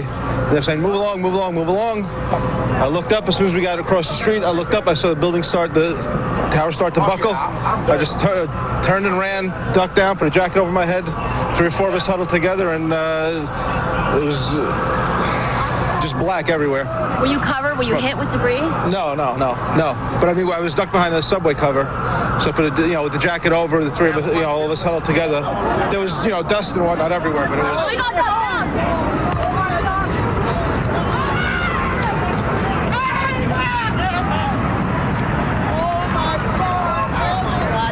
Building has just come down. The second everyone's being asked to get down, come down. Can't even look at it because all I can see are people. I don't see a building. I see people. People hurt. Children without mothers and fathers tonight. If you're just joining us, you probably already know the World Trade Center towers, the Twin Towers, the New York landmarks have collapsed and are gone. The Pentagon has been hit by an airplane, a series of hijackings apparently today at the root of this.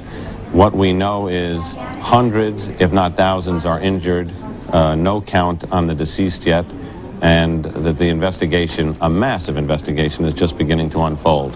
But John, I stepped aside there, among other things, the moment to try to get some sort of sense from people who talk to, because as soon as this happens, people begin to think about a response. We don't expect a response to come in the immediate future by any means, but I was just talking to Charlie Gibson from Good Morning America, and he'd been thinking about the same thing, that the response to this from the United States is going to have to be massive. They have to accomplish something in some way, because so much of the response to terrorism before by a large nation such as this, which is not impotent but very limited in its capacity to operate at this kind of level. You were mentioning earlier the attacks against Osama bin Laden's training camps in Afghanistan. In retrospect, they spent, as you pointed out, more than $1 million per cruise missile. I forgot how many they sent. They didn't get anything. They didn't get anything. They didn't do anything. So it's an enormous challenge for a powerful nation to respond in an effective way. And the Pentagon is still burning, and today the World Trade Center towers have gone. Diane Sawyer is down in Times Square at the moment, and among other things, I think has been trying to get some grasp of the number of casualties involved. And it must be very difficult, Diane. It's impossible, Peter, no matter how many people you call. And of course, no matter what the facts we get now, one can only imagine what the facts will be later. I want to give you a sense of what it's like here in Times Square right now.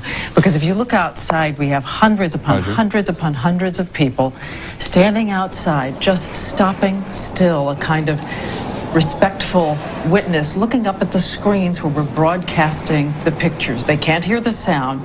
They are simply looking at the wordless horror and standing to show, in a way, respect. And I want to show you something else, because people have been sent home from Times Square, and across the way, the construction workers who were building the Toys R Us building next door to us just hung their signs outside. God bless America, and pray for families and victims. And we can only, of course, add to that that as crisply as we try to report what's happening here today, we join them. And this is not just another story, even for reporters who've been trained to do this for so long. A few things to add since this morning. We were on the air, of course, live when suddenly we get word of that first explosion at the World Trade Center, the first building. And initially, of course, we didn't know if it was an accident. We didn't know what had happened. And then we were on the air live when the second plane came in and the second plane hit. And I want to show you now. This is what we were seeing live on the air. And as you've expressed before, Peter, the combination of disbelief and horror and simple prayer for somebody to save the people who were inside that building is all anybody can do, as an entire network is broadcasting live something so unimaginable. I have talked, as you all have, and as George Stephanopoulos reported, to the people who were inside as these scenes were taking place. We now see the first collapse, which of course took place about 10 a.m. Eastern Time, and then it would be about 28 minutes later that we would see the second collapse of the second building. And while we're watching the scene, each person desperate to stop this tape and go and do something. All we can do is relive the horror each time we see it.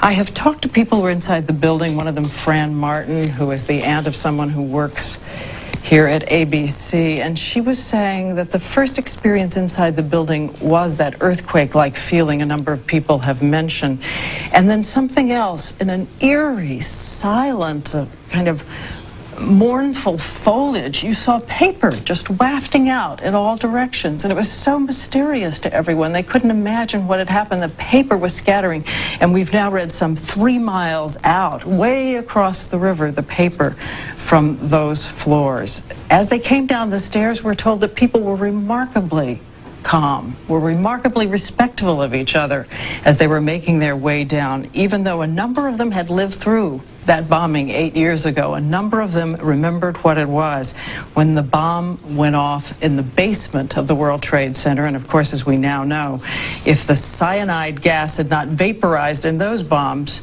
that it would have been a cataclysm even beyond what was experienced then, so they could all relive it as they were making their way down.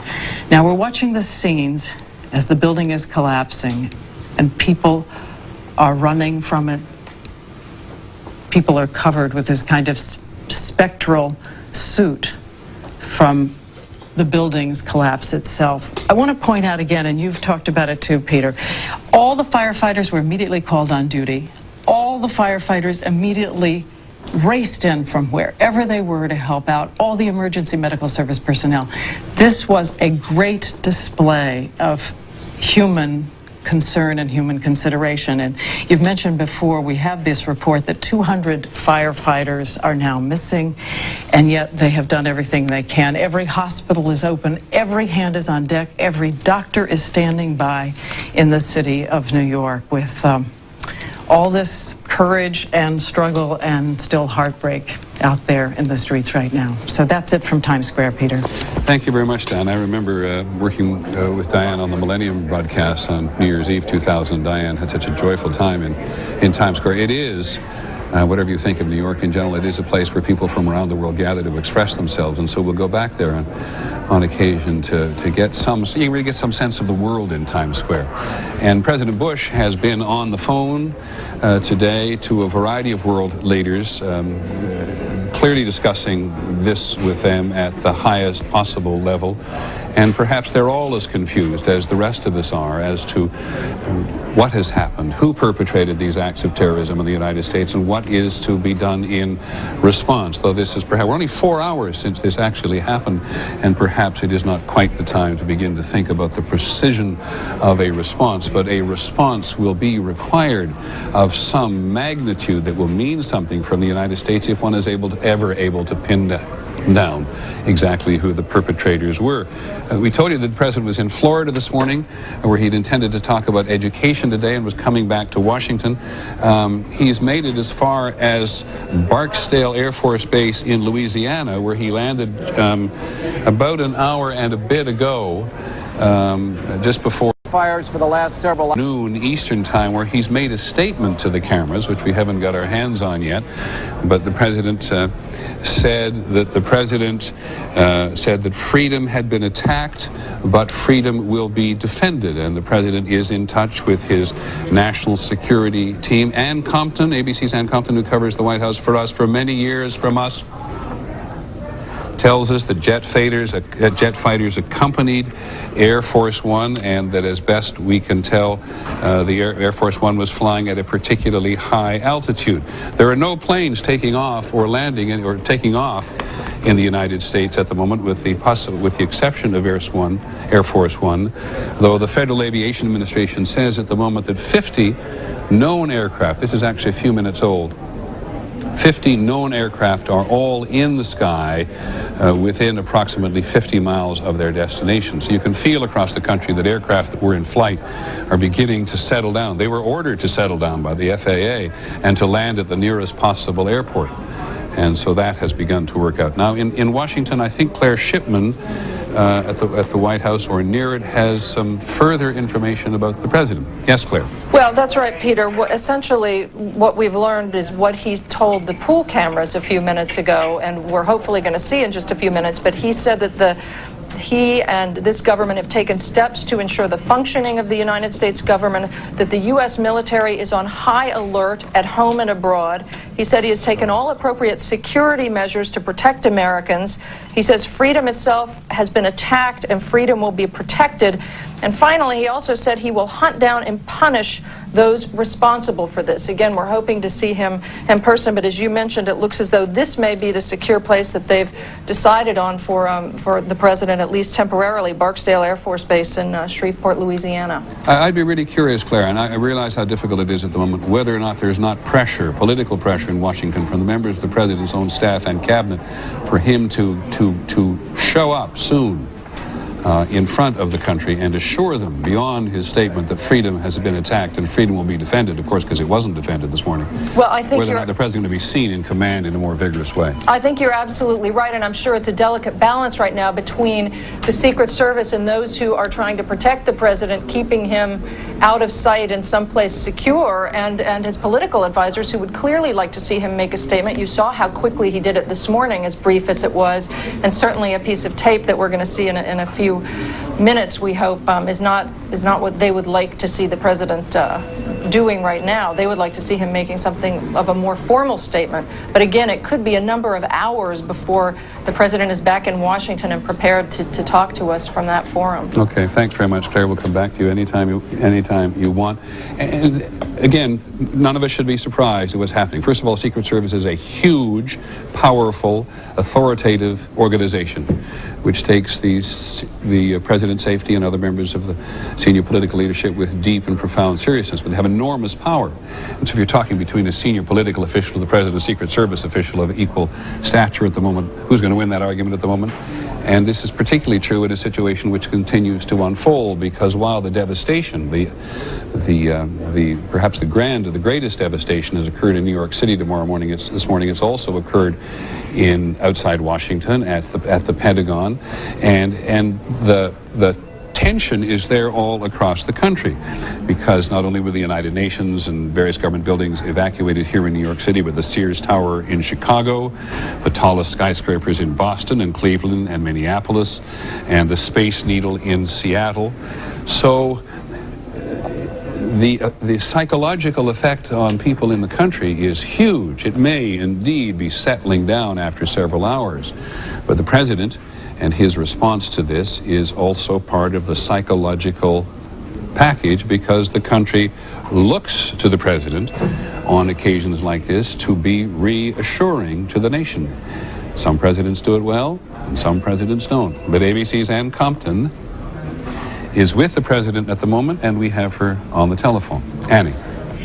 Peter, it has been a frightening couple of hours for President Bush. We took off in Air Force One from Florida, where he first got word of this, and we literally, Peter, have been flying at well over 40,000 feet west. The White House unable to tell us where we were headed or how long it would take.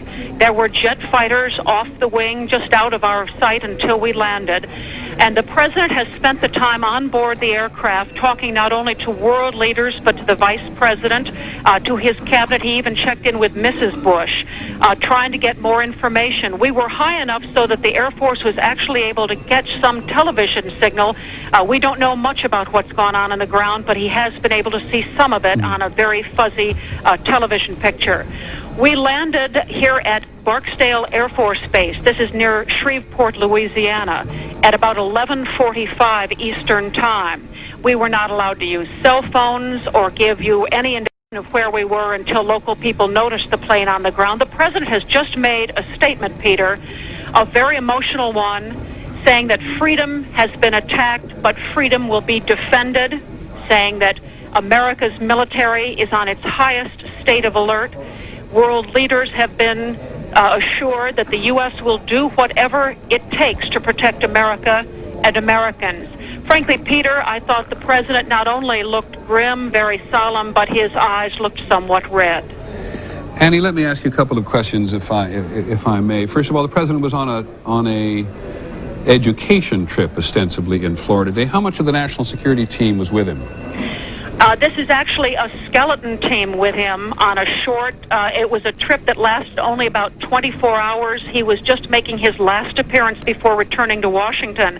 And Karl Rove, one of his senior counselors, is with him, and his press secretary, Ari Fleischer, but none of the national security apparatus, such as Condoleezza Rice, who would ordinarily travel with the president on a more substantive trip. But on Air Force One, of course, he has the full resources of communications, but he does not have the full team with him. Well, let's talk about this for a second, because when the president took off from Florida and went immediately to 40,000 feet, and I believe actually got a fighter escort for part of the way, it reminds one a little bit of what it was like in the Cold War, because the Cold War, there was always a provision that the senior members of the government, president included, could in fact run the country from a command center in the sky. Is that basically what's happening this morning? Absolutely. In fact, the U.S. used to have 5 aircraft, now Air Force One. Let me know if we're being taken out of here. We may be scrambled out of here. Okay. Are we leaving? Okay, Peter, we are leaving. And where are you going, Annie? Peter, I have no idea. They have not told us. They have kept us. We don't even know whether we'll be able to see the president or travel with him, but we are told that he's been traveling. He will continue. They are still quite worried about his own security. Off you go, and Ann, thanks very much for a very, very full report on the state of, and perhaps even a little bit of the mental condition of the president at the moment. And we cannot state it often enough. The country looks to him, and so he may have stopped at Barksdale Air Force Base in Louisiana, which is just where Arkansas and Texas and Louisiana all come together at an Air Force base out of the way, and he may be safe at 40,000 feet in Air Force One, but before long the country is going to expect him to be back in Washington to send, if not only a message, not just a message to those of us in the nation who look to the president for some sense of political national stability, but also to the other parts of the world where these enemies of the United States, with whom we've talked quite a lot about today, at the moment must surely think they have the United States on the run to some extent. And while the Taliban, the political leadership, political, military, religious leadership in Afghanistan said this morning that they condemned this and had nothing to do with it, and it could not have been Osama bin Laden because he wasn't sophisticated enough to do it. It had to be a country or a government, certainly. And while the chairman of the Palestinian Authority, Yasser Arafat, came out and put as much distance as they could between them and the Palestinian people, this active in the Palestinian people, the president needs to be on station to talk it. As does the mayor of New York, and Mayor Giuliani is with us at the moment. Mr. Mayor, can you hear me? I can, Peter. Mr. Mayor, I saw you several times on the street today, and it looked like you were deeply sharing the horror that all of us feel. But I'd really appreciate, aside from, on top of your sentiments about all this, give us some sense of what's going on. What is going on now is a massive rescue effort. We have thousands of police officers and firefighters in all of Manhattan trying to rescue as many people as we possibly can. There are still a lot of people there that are injured, hurt, dazed, and we're trying to get them out, and we're mobilizing all of our fire, police, and emergency resources to do that. The governor has alerted the National Guard, and they're being deployed to come and relieve us early to later this afternoon. And the urban search and rescue teams are coming here from around the country to also assist us. But until then, which means until probably 2, 3, 4 o'clock this afternoon, our police department, our fire department, and our emergency people are being stretched to the limit. And I'm sure we've also lost a significant number of them. You're reluctant, I assume, to put any other name attached to the casualties except significant. Do you believe it's hundreds or thousands? I really don't. I really don't want to say right now, Peter. I think it's going to be a horrible number. I saw people jumping out of the World Trade Center. I saw some of the firefighters who I know going into the building.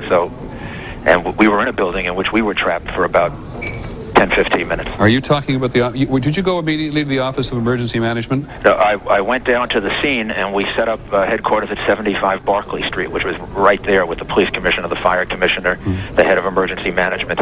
And we were operating out of there when we were told that the World Trade Center was going to collapse.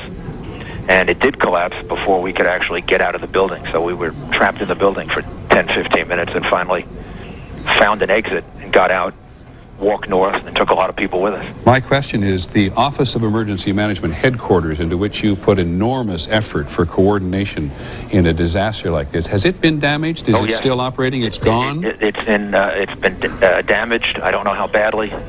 And right now, that whole area of Manhattan, including the police department, which is another area we would operate from, City Hall is another area we would operate from, have been closed off. So we've moved to a secure location in Midtown Manhattan where we're operating city government. Is it fair to say, do you think, that all of your drills for dealing with terrorism and disaster are going according to plan, or has this been of such of magnitude that we've just all been caught totally off balance? Oh, there's no question we were all caught totally off balance. No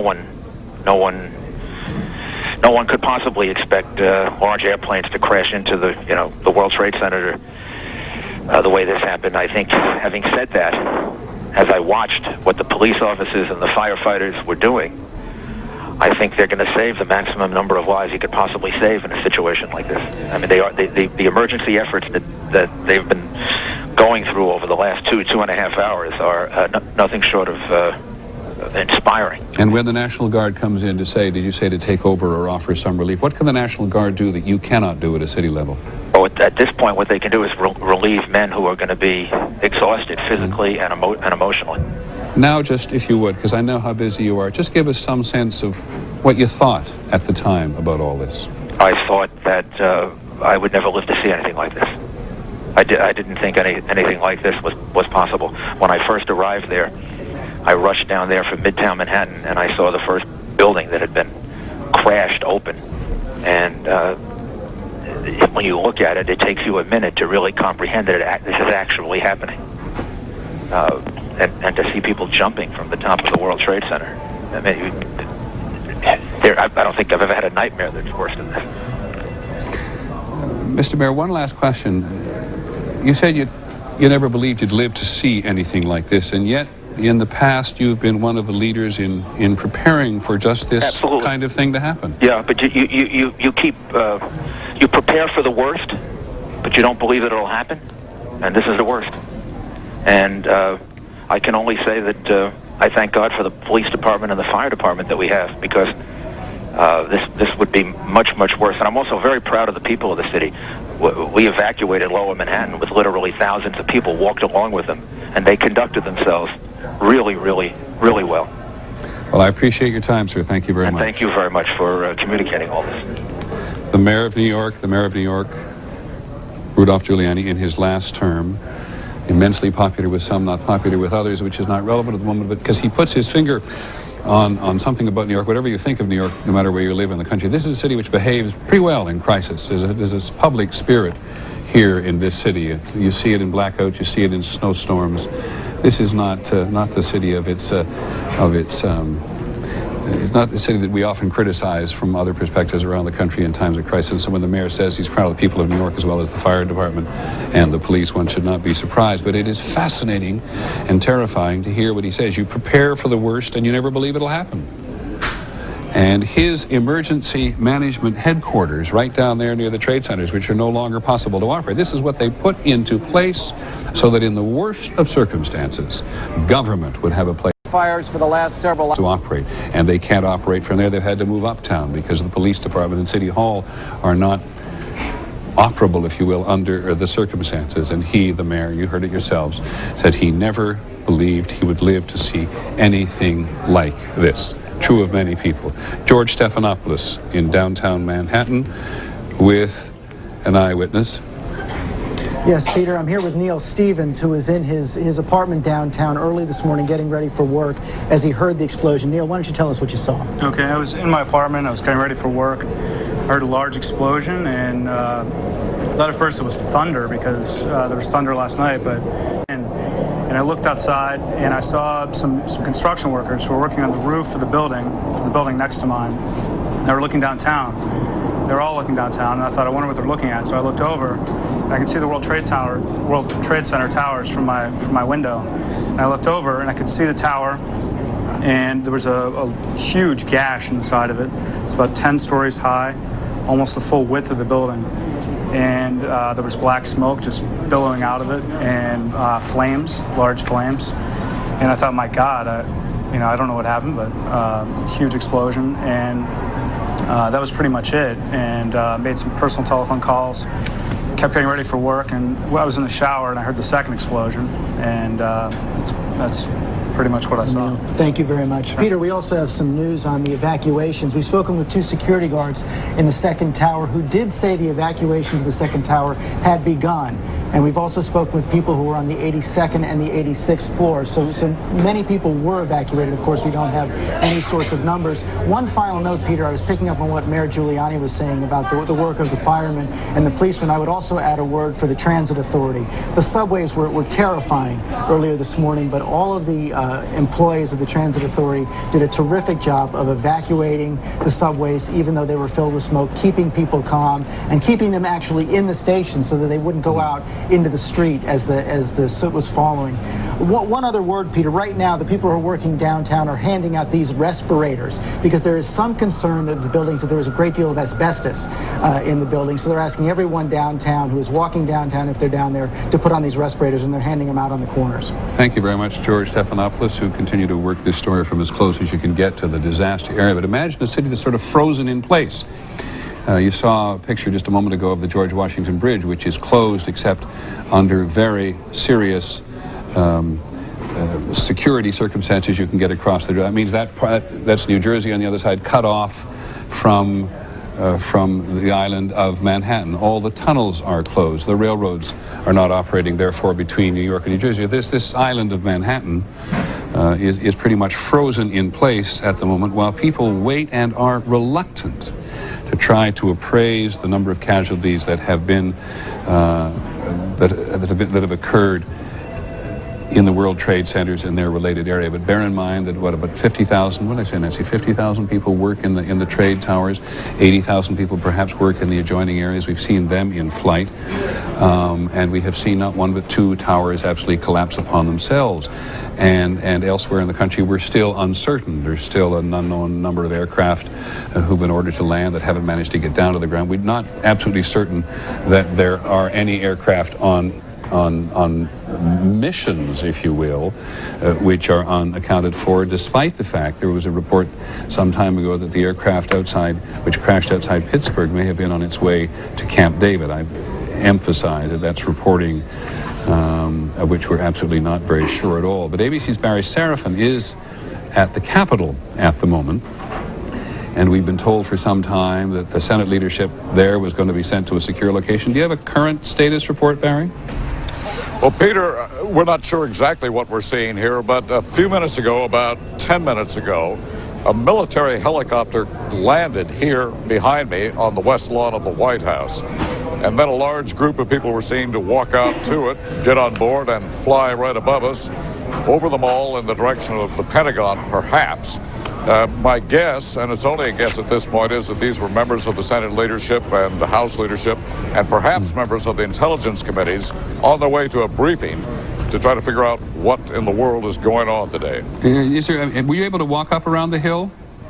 No, Peter, we, like everybody else, have been kind of pushed off of the hill. They've got a cordon for blocks now around the Capitol. In effect, they've sanitized that area. So we're about 4 blocks from the foot of the hill here. And do you have any sense was there a sense of anticipation there? People sort of waiting for something to happen at the Capitol? Well, there is. Every time any kind of aircraft shows itself, and there haven't been many, there have been a few government helicopters moving around, all eyes turn to the sky, as you might imagine. Precisely, Barry. Thanks very much. Barry Seraphin, who's up at the Capitol. One of the things that is absolutely certain at the moment, which is to say that the chain of command in the country is very much in place. So you can just imagine yourself in some other country at the moment trying to anticipate, maybe even exhilarating at what's happening in the United States at the moment, and having some belief that you've disrupted everything. President's at 40,000 feet, just about to take off from Barksdale Air Force Base in Louisiana. We don't know where he's going, but I have to assume he's going to go to Washington. Cannot have the president being seen to be running around the country. By the way, the baseball games have all been postponed today. The entire Major League Baseball schedule has been postponed for today, as much as a mark of mourning and sadness for what happened in a variety of locations today. U.S. Earlier on evacuated embassies around the world. They're all quite familiar with that because on any number of occasions in the course of a year, you hear us say on the news that the State Department of the Pentagon has ordered a worldwide alert because something is going to happen or potentially going to happen. There's some kind of terrorist attack that's going to occur in some part of the world. The most recent terrorist alert, ironically, was in Asia over last weekend. In Japan and in South Korea, American embassies were put on alert because somebody somewhere in the in the intelligence establishment believed there was some potential for an attack. And it's something government has to do. It's something government has to do. Government has no choice, it argues. A lot of time you'll hear people saying, well, they've put up a state of alert again and nothing happened, and so they just do it all the time. It's very hard on Americans traveling overseas to be somewhere where there's a state of alert. But as John McWethy, who covers the military establishment for us, points out, is something government is obliged to do, lest something ever happened and there had not been an alert. John, are you there? John McKenzie? John McWethy? John McWethy's here. Yeah, John, I'm sorry, I was obviously talking about not John McKenzie.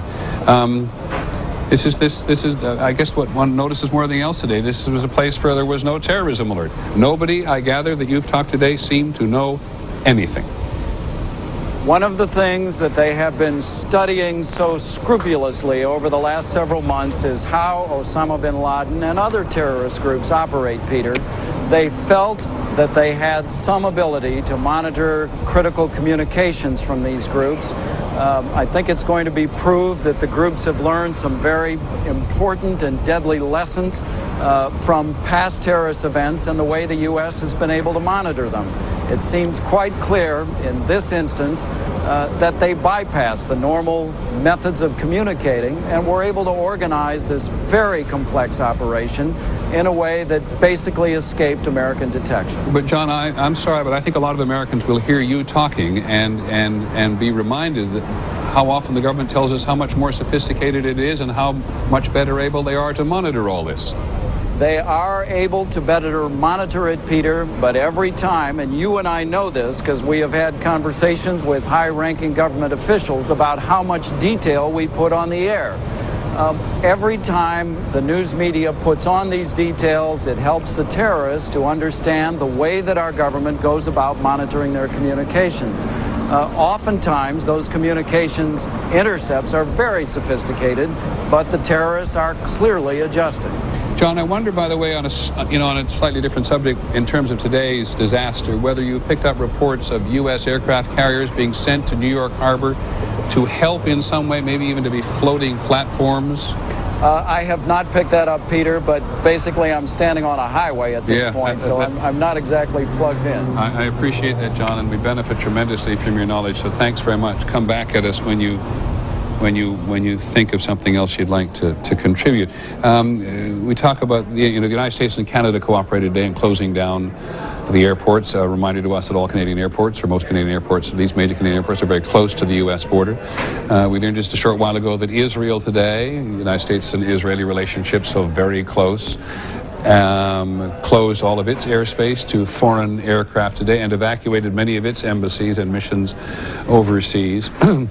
In terms of the war against terrorism, the United States and Israel are seen by the terrorists and the potential terrorists and the people who would do one harm as partners in this. And so it's perfectly natural for the Israelis to be doubly and trebly on a state of alert today. We've now managed to get the tape of President Bush speaking at Barksdale Air Force in Louisiana on his way from Florida to, as you heard Ann Compton say, somewhere.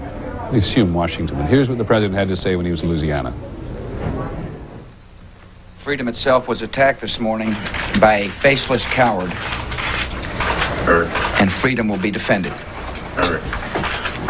I want to reassure people that the full resources of the federal government are working to assist local authorities to save lives and to help the victims of these attacks.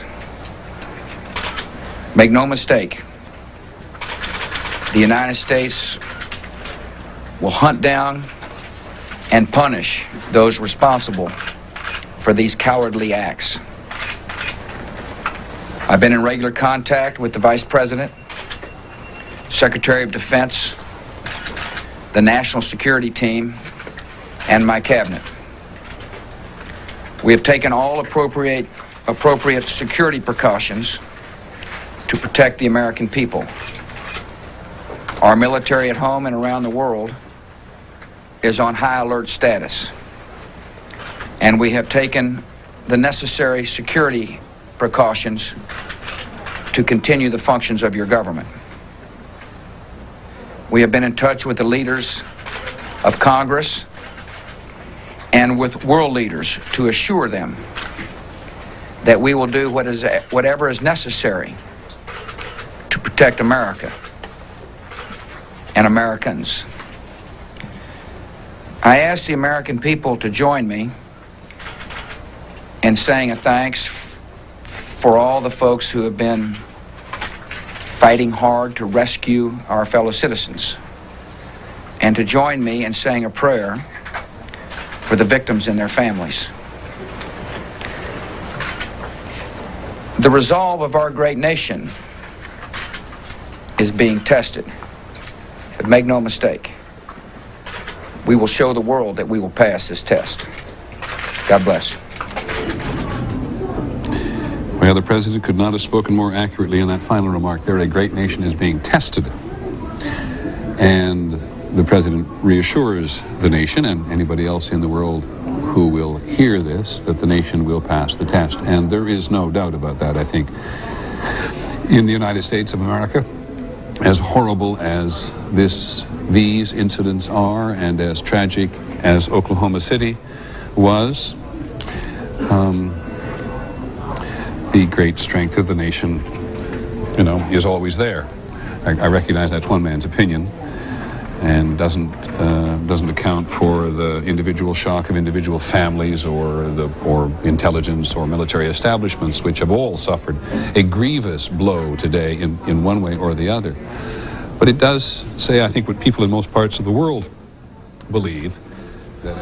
Good morning, I'm David Ono, coming to you live from the Eyewitness Newsroom in Glendale. And what we want to do right now is keep you up to date and posted on the latest developments in regards to this disaster as it affects Los Angeles and Southern California. And there have been a host of changes that we want to quickly run down for you right now. First of all, the LAPD is on full tactical alert. As we reported earlier, all local airports, in fact, all airports across the country have been shut down right now. And that includes LAX, Ontario, Burbank, Burbank, John Wayne, and Long Beach. We're going to, in just a second, go over some of those planes, flights that have been affected, the 4 that have been confirmed to have gone down. I'll have that information for you shortly, as well as hotline numbers for you. But also, ports of Los Angeles and Long Beach have been closed. Now, earlier reported the U.S. and Mexico border was shut down. They have now reopened it. However, they warn us that travel through the border is extremely slow right now. Also, if you have children in school, the LAUSD school they are on schedule. However, there is one exception, and that exception has to do with La Cañada. La Cañada High School has been closed because of its close proximity to JPL, and apparently that is a security risk. So La Cañada High School has been closed. All other LAUSD schools are open and in the American. There's nice weather outside, so I didn't know what business right now. MTA buses and trains are on schedule. That's as of now. But as of 1 o'clock today, the MTA Red Line will close. That's 1 o'clock today. The Red Line will close. What they estimate, they'll close it for about an hour while they check the tracks and check the whole Red Line to make sure it is safe for all travelers. That's going to happen at 1 o'clock today. Also, we want to let you know that Greyhound bus lines have closed most of their ports. So if you're traveling via Greyhound, you most likely are not going to get anywhere today. We might as well get into the airlines right now that have gone down. We have confirmation that 2 American airliners and 2 United airliners have crashed in regards to this. 3 of those 4 were heading to LAX. Let's give you the first one. American Flight 11. It was heading from Boston to LAX. It crashed into the World Trade Center. It was a Boeing 767. 81 passengers and 11 crew members were on board. Another American airline flight, it's Flight 77 from Washington, D.C. to LAX. It crashed into the World Trade Center as well. It was a Boeing 757 with 58 passengers on board, 6 crew members. United flights. United Flight 175, Boston to LAX. It crashed. Right now, the location has not been revealed or confirmed to us, but we do know it was a Boeing 767 with 56 passengers on board, 9 crew members. And there is also United Flight 93. It was coming from Newark to San Francisco, and it crashed near Pittsburgh. It was a Boeing 757, 38 passengers and 7 crewmen. Now, we have 2 hotlines for you in case you think you have a loved one on one of these 4 flights. First of all, the American hotline is 800-245-0999. That's 800-245-0999. United's hotline is 800-932-8555. That's 800-932-8555 for United. Now, if you are only calling for information in regards to flights, do not call these hotlines. These are reserved for people who think they might have family members. Please do not tie these lines up. In regards to LAX, it is being evacuated right now. LAX is being evacuated as a precautionary measure. Also, the area around LAX is being secured, and that means if you are traveling on the 405 and the 105 right now, you're going to run into problems when it comes to the exits in and around LAX. I'll go over those right now. The Century Boulevard off-ramps for the eastbound and the westbound 105, that's a Glenn Anderson, the eastbound, westbound 105 freeway, they have been shut down. Also, the off-ramps leading to LAX from the northbound and the southbound San Diego, that's the 405. That's the off-ramps leading to LAX, northbound, southbound San Diego, have also been closed. Aviation Boulevard and Century Boulevard have been closed towards LAX, and Sepulveda Boulevard between Imperial Highway and Manchester Avenue have also been affected. Other things affected because of this tragedy, major movie studios, including Sony Pictures and 20th Century Fox, they are closed, including tours, production of television, and motion pictures. So all major studios, movie studios, have been closed. And also, the 2nd annual Latin Grammy Awards, a controversial subject in itself that was just relocated to Los Angeles, that has been postponed. It was supposed to happen tonight at Staples Center. They have postponed it indefinitely. We'll keep you posted on that. If you're planning to drop by the Beverly Center and do some shopping, you're not going to do it today. Beverly Center has been shut down. Local theme parks have been shut down. That means Disneyland, California Adventure, Knott's Berry Farm, Six Flags, and Magic Mountain. Also, we do have a little bit of good news for you, and that is, we told you earlier that there were a number of flights still up in the air and that they are trying to get them down. Now, all planes have been accounted for. The FAA has confirmed this, that all planes have been accounted for, so that is some good news. Okay, and let me also let you know about some financial information. Word from Jim Newman at the ABC Business Desk is the U.S. dollar is plunging due to this disaster. That's the U.S. dollar on the foreign market is plunging. Oil prices are soaring right now. Police Chief Bernard Parks, he talked to the media just a little while ago, and he said that anti-terrorist division, his anti-terrorist division, they're being deployed to look at local places that could be potential targets of terrorism. They're making sure that they cover all their bases, making sure everything is safe for you. And I also want to clarify that I said LAUSD schools are on schedule, which is true. I also mentioned La Cañada School is canceled. High school has been canceled. That is not in the LAUSD school district, La Cañada, but we want to reiterate that La Cañada High School has been shut down because of its close proximity to JPL. Is that correct? Hang on. We don't know. Okay. And also I'm being told that the Latin Grammys are at the Forum, not at Staples. I think I've gone over, let me check my notes real quickly. If you are looking for a loved one who is flying in on any kind of a domestic flight, domestic flights that are coming into this area were rerouted to Ontario International Airport. That's in the Inland Empire. Ontario International Airport. All domestic flights were rerouted to that airport. If you have a loved one on a flight that's coming in, more than likely that person is there. If he or she was on an international flight, we have to tell you that all international flights were diverted to Canada. So that's the information when it comes to your flights. We're going to keep monitoring the situation when it comes to specific information about the Los Angeles, Southern California area. We're going to bring it to you just as soon as we can. In the meantime, we're going to throw it back to the network and keep it right here on ABC 7. I mean, the unspeakable, the collapsing of the Twin Towers, one after another, that while there was a high pitch to a lot of the voices and a little screaming and yelling, the rapidity with which calm was restored on the radio, and they went back to sending orders and continuing operations and acting in a logical manner. You really do revert to your training as a second nature. As you look at this and you listen to John Miller, and I thank you, John, for that. No one is better plugged into the police and firefighting apparatus in New York City than John Miller. He not only been a reporter for most of his adult life, but he worked for the police department in New York for a while before he had the good sense to come back to journalism, and he is totally plugged in. But even and when he talks about soft numbers here, it's because as you look at this disaster scene, and that's a live picture. That is a live picture 9, 10, 11, 12, 1, 2, 4.5 hours after this actually occurred, and you're looking at the smoke and the dust still emerging from the edges of these canyons in lower Manhattan, and the magnitude of trying to deal with these people, extends to moving them across the Hudson River in ferry boats, the ubiquitous ferry boat in New York harbors, not as necessary as they were in the days of greater ship travel, to the New Jersey side. And the Canadian Television Network, our partner, one of our partner television networks in Canada, is now reporting that American burn victims from here, I'm not sure whether it's the Pentagon or here, but I suspect it's from here, are being transported as far away as Canada to Canadian hospitals there. And there you get some sense of how difficult it is to get a real grasp of how enormous this is, other than to say, as the mayor of New York and the governor of New York State both said to us a short while ago, I just don't want to touch the casualty figures as of now. Pierre Thomas, who's been with us for much of the morning, also reports from the FBI.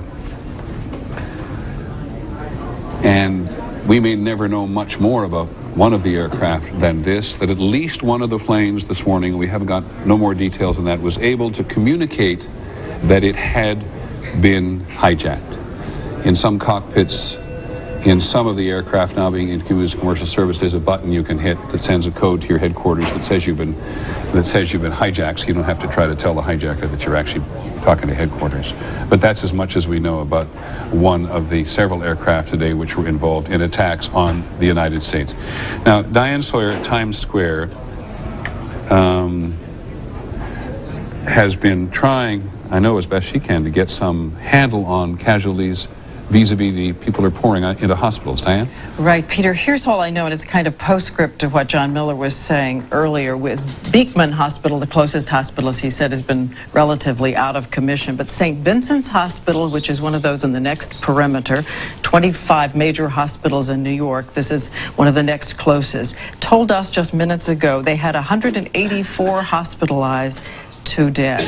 Now, again, we know that these figures are going to be changing almost minute by minute, so this is very early. But at this time, and by now we're talking just minutes ago, 184 hospitalized, 2 dead. They said to us again, though, remember that where the World Trade Centers used to be, there is now a mountain of rubble. We are talking 200,000 tons of steel, 425,000 cubic yards of concrete, and 43,600 windows with all the glass in them now just lying on the ground. So the excavation has only begun, but 184 right now from St. Vincent's. Thanks, Diane, very much. And I must tell you, I feel a little embarrassed about trying to focus on casualties in numerical terms, only because it will ultimately give us some sense of the magnitude of this attack on top of the buildings themselves being brought to the ground, and similarly true at the Pentagon. So nobody feels gruesome or it's not about the gruesomeness of the casualty figures. It is simply trying to get some sense of the magnitude in human terms rather than the physical terms, which so much of us in the country saw just before our eyes. Before I talked to John and to Diane, I was just running there briefly through various different parts of the country where the ripple effect of these attacks were felt. In Las Vegas, for example, this is back to the Associated Press report, which they did a really good job pulling the country together. Security was increased at all of the casinos on the Strip in Las Vegas, because if you think about it, for the enemies of the United States, that kind of excess is seen as a symbol of the United States as well. The only place we could find all of the federal buildings open so far was in Vermont, where the federal buildings in Montpelier and Burlington were both open, and they have an atomic energy plant up there, and it was placed on a state of heightened security as well. Whereas in Nebraska, you'll see the first of probably many examples of this in the hours and days ahead. State employees were asked if they would give blood, because blood will be needed. There is a blood shortage in the United States, as we've heard time and again from the Red Cross. It's almost at a state of crisis in terms of blood collection in the United States at the moment, and so and what do you need in a time like this? You need blood, and you need plasma for all the people who have been hurt and damaged, and so that's important. And in Nebraska, state employees were responding to requests for blood donations, and at the Air Force bases out there, and then the security was heightened. And at churches all over the country, they're beginning to have these services, which will become part of the national fabric in the next couple of days, as people pray for the victims and those we hope are survivors of this. Terry Moran is at the White House, which is his normal beat. He didn't go with the president to Florida today. It's often the case that if the president's doing a purely political trip, we ask him to stay home to give us a broader sense of things. Well, Terry, what's the state of the White House as of now? Well, Peter, the White House has pretty much been evacuated altogether. Just before it was evacuated, we are told that the National Security Team was taken to the secure situation room in there, but they are the only people in there. White House staff, most of the White House staff was told to go home. And the president, as you've heard, flew to Louisiana and is now en route, we don't know where. As he said, he is trying to make sure that the country knows that the government is still running. We've seen around town motorcades assembling outside the various cabinet departments, and we've just seen recently some traffic into the White House. So there is some government activity, but without the president at the moment. Terry, there's a very small collection of reporters and camera team on board the President and Air Force One at the moment. I think the only reporter on board is Ann Compton, am I correct? Or certainly the only television reporter on board? Well, actually, Ann is in the radio seat today. The pool, as it's called, is flying with the president. Today, CBS News is the pool. It alternates every day. Right. This pool will travel with him wherever he goes, and he made that statement that we saw earlier to the pool. The rest of the press who is accompanying the president to Florida, we are told, is now on a bus because of the air traffic shutdown from Florida back to Washington. Terry, I wondered if, from your perspective of our White House correspondent, whether you agree with me, and certainly our political director, I think, who says that how the president now spends his time today what he is seen to do is absolutely vital, not just to the country, but to him. Well, it's critical time for him. He said that the nation is being tested. The new president is being tested as well.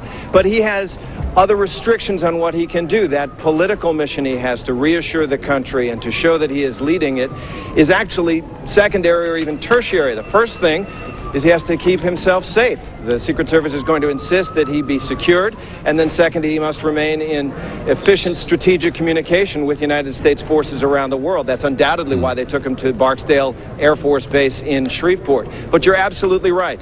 The main thing he has to do for most Americans is communicate to them that he's in charge, that he intends to take control of this situation, and as he said, hunt down the people who are responsible for it and punish them. Terry, I know you want to go back to your reporting. Is there anything else you want to add at the moment? Well, Peter, it's just that this whole complex, which is usually abuzz with activity, which is really an office for hundreds of people, is now silent for the most part, and an armed camp. And that is a very striking thing for all of us who go to work there every day. And what I notice is you're to the south of the South Lawn. You're on the southern side of the White House. We very often see you broadcasting from the other side of the White House. Why are you way down where you are? Well, we've been cleared out of the North Lawn, which is where we normally broadcast from, and we are now, as you can see, south ellipse of the White House. I can tell you that the evacuation of the White House itself, which has happened before with bomb threats and suspicious cars and packages, today did not proceed as orderly as it had. Told by one of the White House staffers that their security official came in and said everybody should leave in an orderly fashion, and about a minute later an agent ran in and said, just run, get out. Okay, thanks very much, Terry. We'll come back to you, but you get some sense from Terry Moran standing there, locked dramatically out of the area with which he is so familiar. We saw some pictures earlier today. I'm going to get them up again for people who have just joined us, of people leaving the White House early on. First, the White House police walking out fairly casually, and then as the tension began to build and the awareness of what was going on began to be heightened, people began to run outside of the White House. This is a place supposed to be, quite extraordinarily secure. And he was, I think, more than anything else, this concern that somehow the enemy, however one defines the enemy today, had control of airspace, and that they were able to approach these otherwise secure locations from the air, therefore making them more vulnerable. But the United States has not faced any emergency like this in the modern era. And as our political director, who's also working as hard as his unit can at the moment on this, points out, information is scarce because in situations like this, reporters like us rely on government officials to tell us what is going on with government and what sort of job government is doing. And the national government is pretty close to being on what amounts to a national war footing at the moment, and it's very difficult to reach government officials. So I see Pierre Thomas, who's just come to join us, and we'll talk to him in just a moment, that is trying desperately to reach all of his contacts in the FBI, and my guess is he's having a very hard time. At any rate, Linda Douglas is in Washington with us tonight, and she is with Joe Biden, the Democratic chairman of the Senate Foreign Relations Committee, who will undoubtedly have something to say. Yes, Linda. Thank you very much, Peter. It's been very difficult to get to you today because all the communications around the Capitol have really been shut down. As you know, earlier today, the entire Capitol was evacuated, the members of Congress, the staffs. There were some very frightening moments where they were shouting at us to get down. They thought something was going to happen. The leaders of the Senate were taken away early this morning to an undisclosed location by security, and security has also told other leaders of Congress to leave the area. The minority leader of the House, Richard Gephardt, was taken away in a Secret Service vehicle. And as you say, with me here is Senator Biden, who is the chairman of the Foreign Relations Committee and has just been meeting with other members of Congress and getting security briefings from the police mostly. But Senator Biden, what about this fear that has been communicated to the members of Congress by the security people that they should stay away right now from the center of the Capitol? Well, I think maybe initially that made sense, Linda, but I don't think it makes sense now. The air is secure now with military planes. I think we should get back as quick as we can, Peter, into session. Now, I don't want to second guess the security people. They want to be able to sweep the area and make sure everything's squared away. But I think we should be meeting tomorrow morning. Let the American people understand that these thugs who have done this incredible thing to the United States have not in any fundamental way altered our ability to do business. And so I think it's very important we get back to business. I've communicated that to the Majority Leader, Tom Daschle, who I think shares my view on that. And when I spoke to Senator Daschle, by the way, he was home. He was here in town. There's a number of members of Congress. Congressman Brady from Philadelphia and a number of my colleagues are literally downstairs waiting for me now. So I think we have to show that we're up, we're ready to move. We are, in fact, nothing has fundamentally altered this government. And the tragedy that occurred to these thousands of people is one that we must, in fact, follow through and find out who's responsible for. But in the meantime, we should be calm and cool and collected about going about our business as a nation. Terrorism wins when, in fact, they alter our civil liberties or shut down our institutions. We have to demonstrate neither of those things have happened. Senator Biden, a couple of the senators I've spoken to and members of Congress as well are saying that we are now at war. Senator Shelby, who is the ranking Republican on the Intelligence Committee, says we are now essentially at war. We have to be on a war footing. Senator Hagel has said that we've got to start securing our borders, locking down our airports, revisiting the way we protect our public institutions. What about that? I hope that's not true. I would say it another way. I would say we've come face to face with a new reality. A reality that we knew existed and we knew was possible. A reality that has happened in varying degrees in other countries. But if, in fact, in order to respond to that reality, we have to alter our civil liberties, change the way we function, then we have truly lost the war. The war is one that allows us the way to conduct the war is to demonstrate our institutions are functioning, that your civil liberties, your civil rights, your ability to be free and walk and move around, in fact, are not fundamentally altered. Anybody who's willing to strap dynamite to their body or have a suicide kamikaze mission, you'll never fundamentally be able to stop. It doesn't matter what you do. There are a lot of things we can do, though, to diminish significantly the possibility of this happening again without changing our character as a nation. Well, it's an amazing scene here, Peter. The skies are clear. There are usually planes in the sky. The skies are clear over the Capitol. The streets are completely empty. There is still smoke rising up from the Pentagon where the plane hit the Pentagon earlier. And as you can see, the members of Congress are all trying to grapple with what to do next. Senator Biden, of course, is going to be receiving all kinds of security briefings. Linda, I have a question, if I may. Yes, Peter. Go ahead. I have a question for the Senator. I apologize via you. The Senator is the chairman of the Senate Intelligence Committee, so he is party to all of the information in the intelligence community. Was the intelligence community so taken up with the idea of chemical and biological warfare against the United States that they didn't pay enough attention to this possibility? Well, they clearly understood this was a possibility. The problem has been we have been focusing, in my view, I don't want to second guess anybody here. Look, the prospect of a chemical, biological, pathogen probability is real. Some of us, literally as recently as yesterday, I spoke to the National Press Club and talked about the fact that it's just as easy to fly from National Airport into the White House as it is to, do the same thing in New York. I mean, look, we know all these possibilities exist. And one of the things we have to do is we have to get our priorities straight in terms of what the real threats are that face us and use the assets we have to begin to deal with those threats. What I don't want everybody to think is this is some worldwide conspiracy where there's tens of thousands of people who are part of this army that attacked us. This is a group of people who are very well organized, obviously are relatively well funded, and we have to figure out how their network has worked, but we have to penetrate it. But we can't, Peter, just say we're going to focus only on this kind of incident and not on chemical and not on biological and not on pathogens, not on anthrax.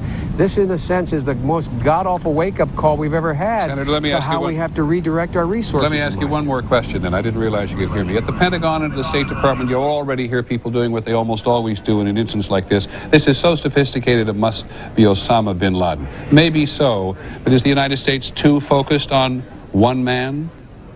The tendency in these circumstances is to be too focused on one man, one idea, one prospect. I think that we should be calm. Those of us who hold high public office, just calm down a little bit, collect our thoughts, collect the information, and in a methodical way analyze what we know happened and what we can derive from that. I think it's much too early for us to make those kinds of judgments.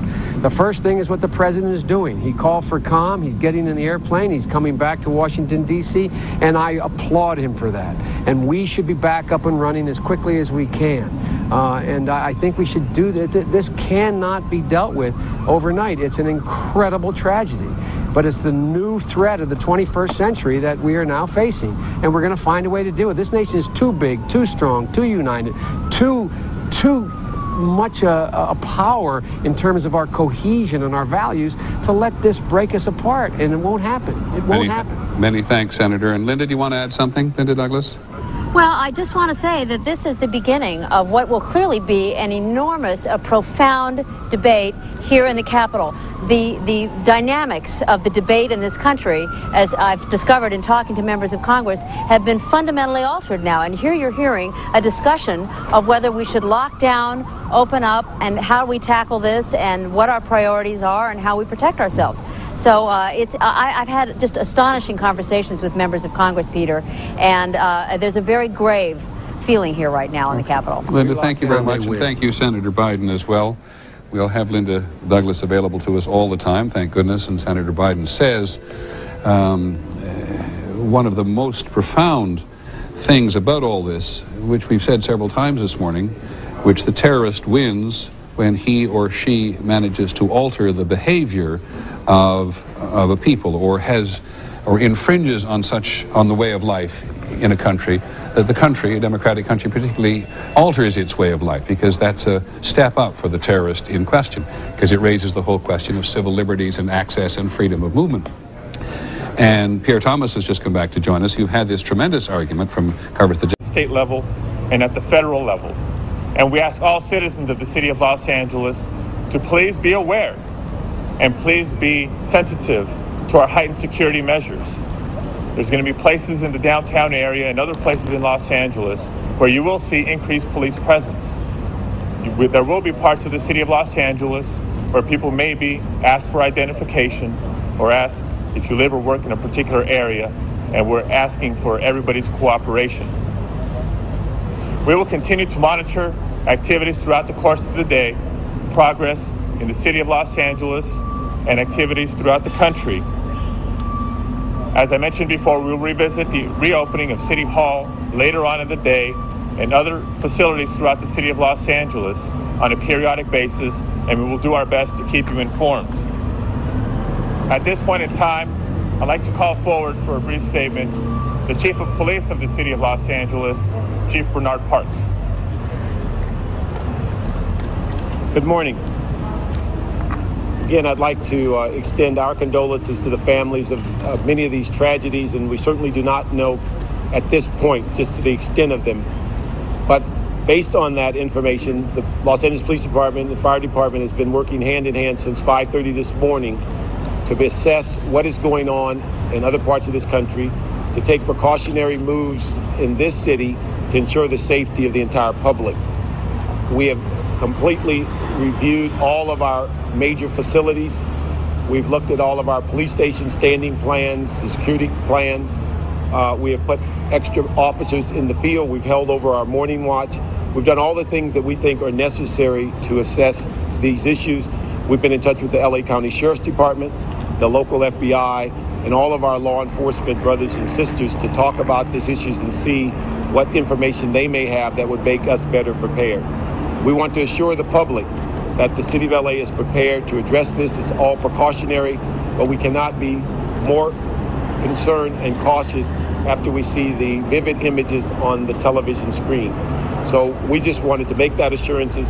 We'll be working throughout the day with all the law enforcement partners in this community to ensure that information is passed on readily, that we are aware of all the circumstances and assessment of intelligence information, and so that we can bring about the safest environment in the city of LA. There's one number I'd like to give and encourage you to put this out to the public. It's 888-356-4661. This is a universal number that call in that will give periodic updates on any information dealing with emergency concerns in the city of Los Angeles. We'd like to have that number out as far and wide as we possibly can. Again, it's 888-356-4661. We certainly encourage you to put that out. But we certainly want to, again, reassure the public that all is safe in the city of LA. We certainly have no guarantees, but we're certainly looking at all of the precautionary measures to ensure that the community is as safe as possible. Thank you. Chief, have you gotten any intelligence information that would indicate why West Coast flights were targeted? We're going to answer your questions after Chief We have a couple more speakers, and then we'll answer just a few questions. Before I call up the fire chief, I wanted to make a couple more comments. One is, as you all know, our airport, LAX, has been closed to incoming and outgoing flights and will continue to be so, I believe, until further notice. Domestic flights have been rerouted to other locations that will not be disclosed for security reasons, and international flights have been rerouted to Canada. In addition, our harbor has been closed to incoming ships. Again, a safety and precautionary measure, but I want to underscore, we have not received any credible threats, have not confirmed any threats against the city of Los Angeles at this time. And finally, anticipating the question, I have been in touch with Mayor Jim Hahn, who's in Washington, D.C. this morning.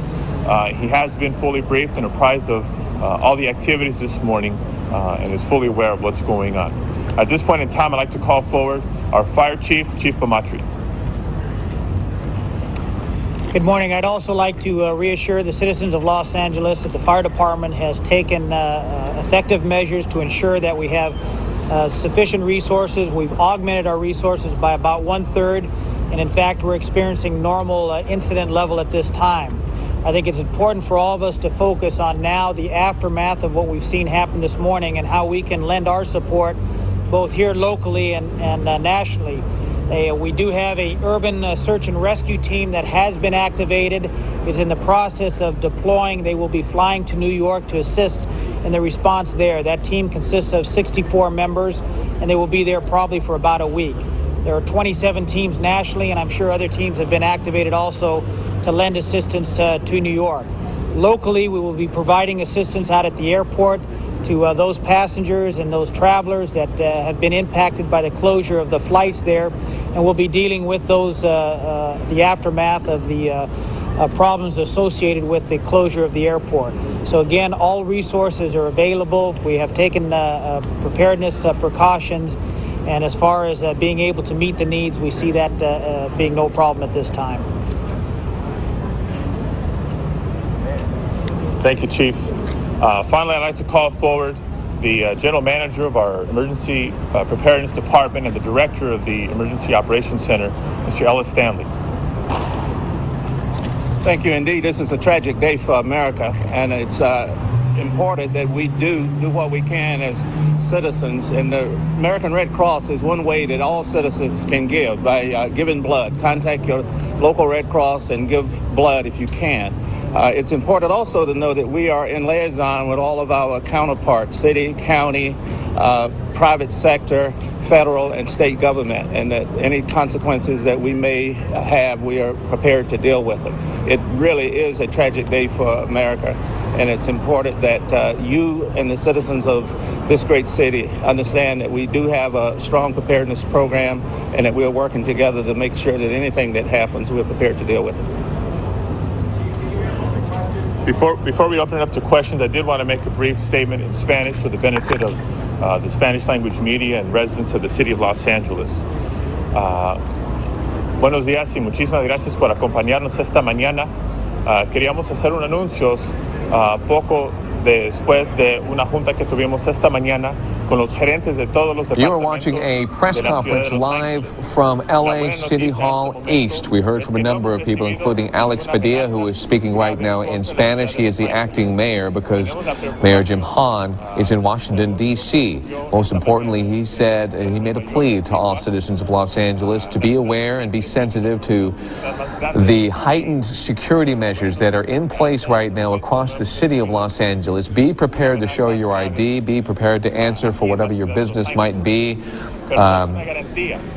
in determining where you are and what you are doing, be prepared and be aware. The good news is, as Police Bernard Park said, that the city of Los Angeles right now is safe. There have been no reports of any threats against this city.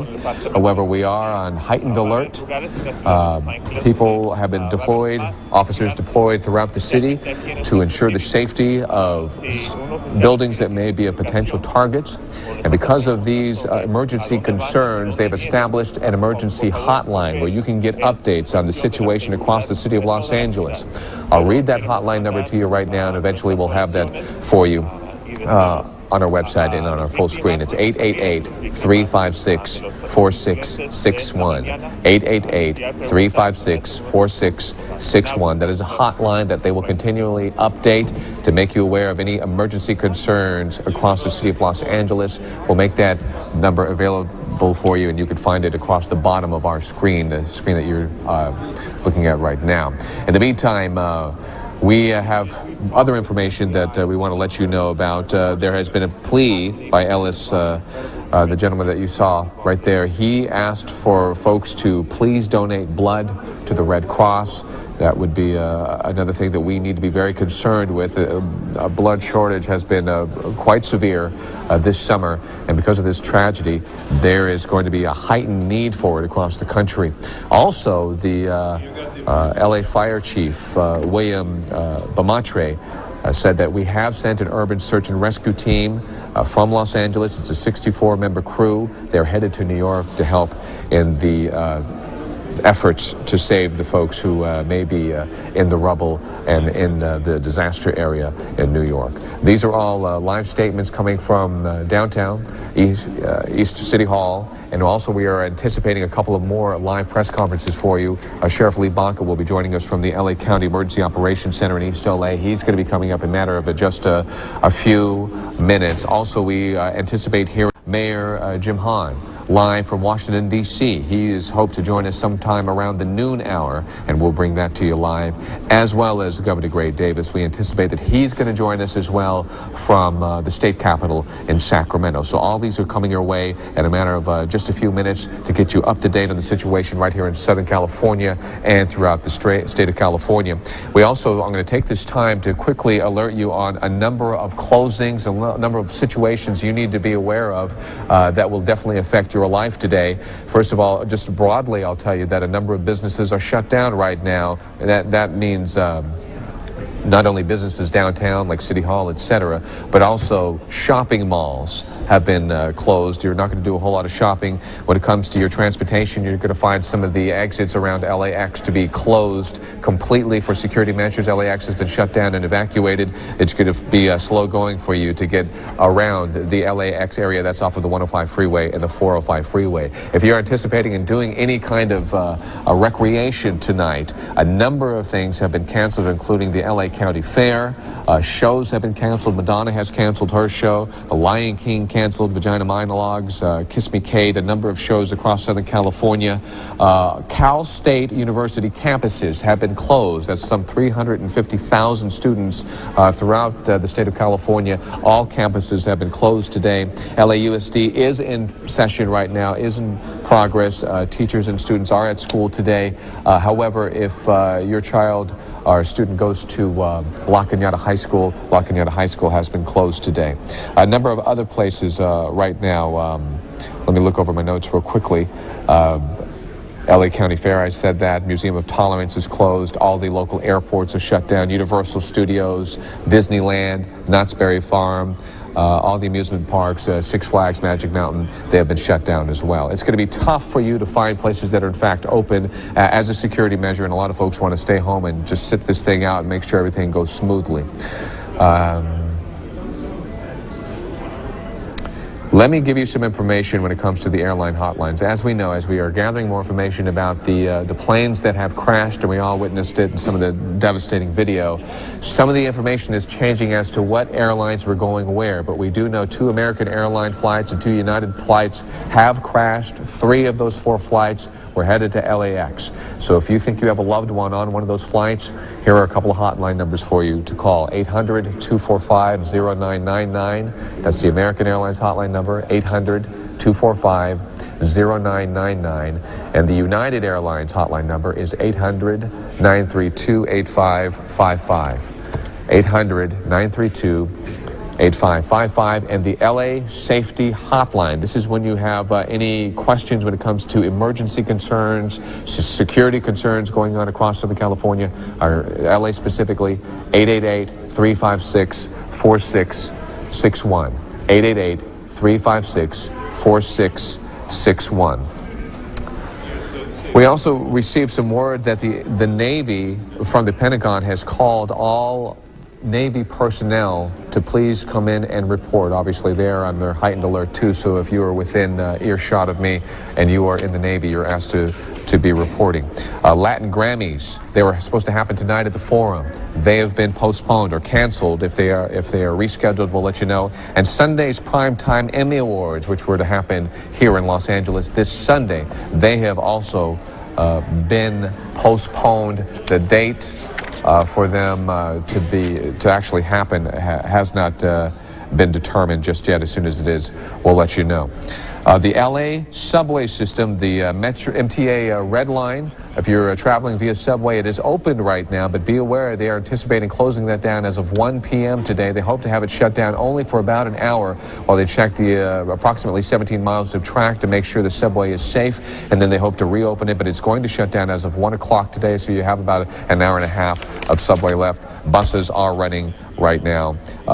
If you're a sports fan, baseball games in Major League Baseball have been postponed or canceled. No baseball tonight.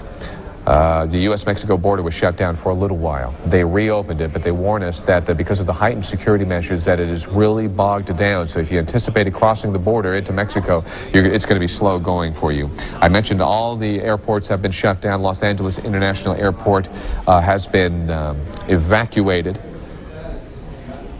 A number of studios, in fact, most of the studios across Southern California, be it TV shows, movie studios, and group tours, they have all been shut down as well. Once again, we are anticipating a press conference from Sheriff Lee Baca. He's going to be joining us from the Los Angeles County Emergency Operations Center in East LA. That's coming up shortly. Governor Gray Davis is going to join us live as well with some statement from the state capitol, and Mayor Jim Hahn is going to join us live from Washington, D.C. Do we have information yet on the airline flights? I'm going to talk to my producer. Okay, we're going to hold off on that. What I think we're going to do right now is we anticipate getting back to those press conferences because that's probably going to have some important information with regards to you and how you conduct your day today. As soon as those press conferences happen, we're going to bring that to you live. In the meantime, why don't we join the network back live and see what more information that they have, and we'll see you right here live from the Eyewitness Newsroom in just a little while. Appreciate your time, Senator John McCain of Arizona, who knows a lot about violence, and many people in the country will think knows a lot about leadership as well. Former presidential candidate, often talking about doing it, or often considered to be doing it again. Claire Shipman is in Washington. Claire, where's Mr. Bush? Well, Peter, we have a little bit of news on that front. As you know, he is in the air again on his way somewhere from Shreveport, Louisiana. We have been told by sources that he will not be coming to Washington. He is going to make another stop at an undisclosed secure location so that he can talk to people from there on the ground. His security team can assess just how safe it is back here in Washington. As you mentioned earlier, that there must be great political pressure for him to get back to Washington. These sources confirm just that. The political team wants him back home. He wants to come back home. His security team does not feel it is safe right now. They do think, though, and they're guessing right now, that he might be able to get back at some point this evening. But again, he's got at least one more stop. Another interesting point along those lines. Hold on, one more stop? One more stop between Shreveport and Washington. He's on his way now, we're told, to another undisclosed location that his security team considers secure. They won't tell us where it is, obviously. But do we know? So, in other words, this one more stop is another security stop dictated by the Secret Service? Indeed it is, and we would be guessing if we talked about another Air Force base or something of the kind, but they have a number of stops, and I'm told this one is not anywhere in the direction of Washington, that they have a number of places they can take him. Let me ask you this. Have you heard any mention whatsoever of the possibility the President will come to New York? No, there was a rumor to that effect earlier, Peter, but that was shot down, and my sources tell me he is not going anywhere near New York right now. That situation would create chaos that New York just doesn't need at that point. At this point, absolutely. They've also told us that their full security plan is in effect. They do have the House and Senate leadership out of town. Condoleezza Rice is the only senior official remaining at the White House, and she will remain at the White House to try to coordinate efforts from there. Mrs. Bush has also been spirited away. She was on Capitol Hill this morning set to address Congress. She's been taken to an undisclosed location. Now, there was some mention that there was some mention of the fact that the United Airlines aircraft that crashed east to southeast of Pittsburgh may have been, in fact, going in the direction of Camp David. Had you heard that?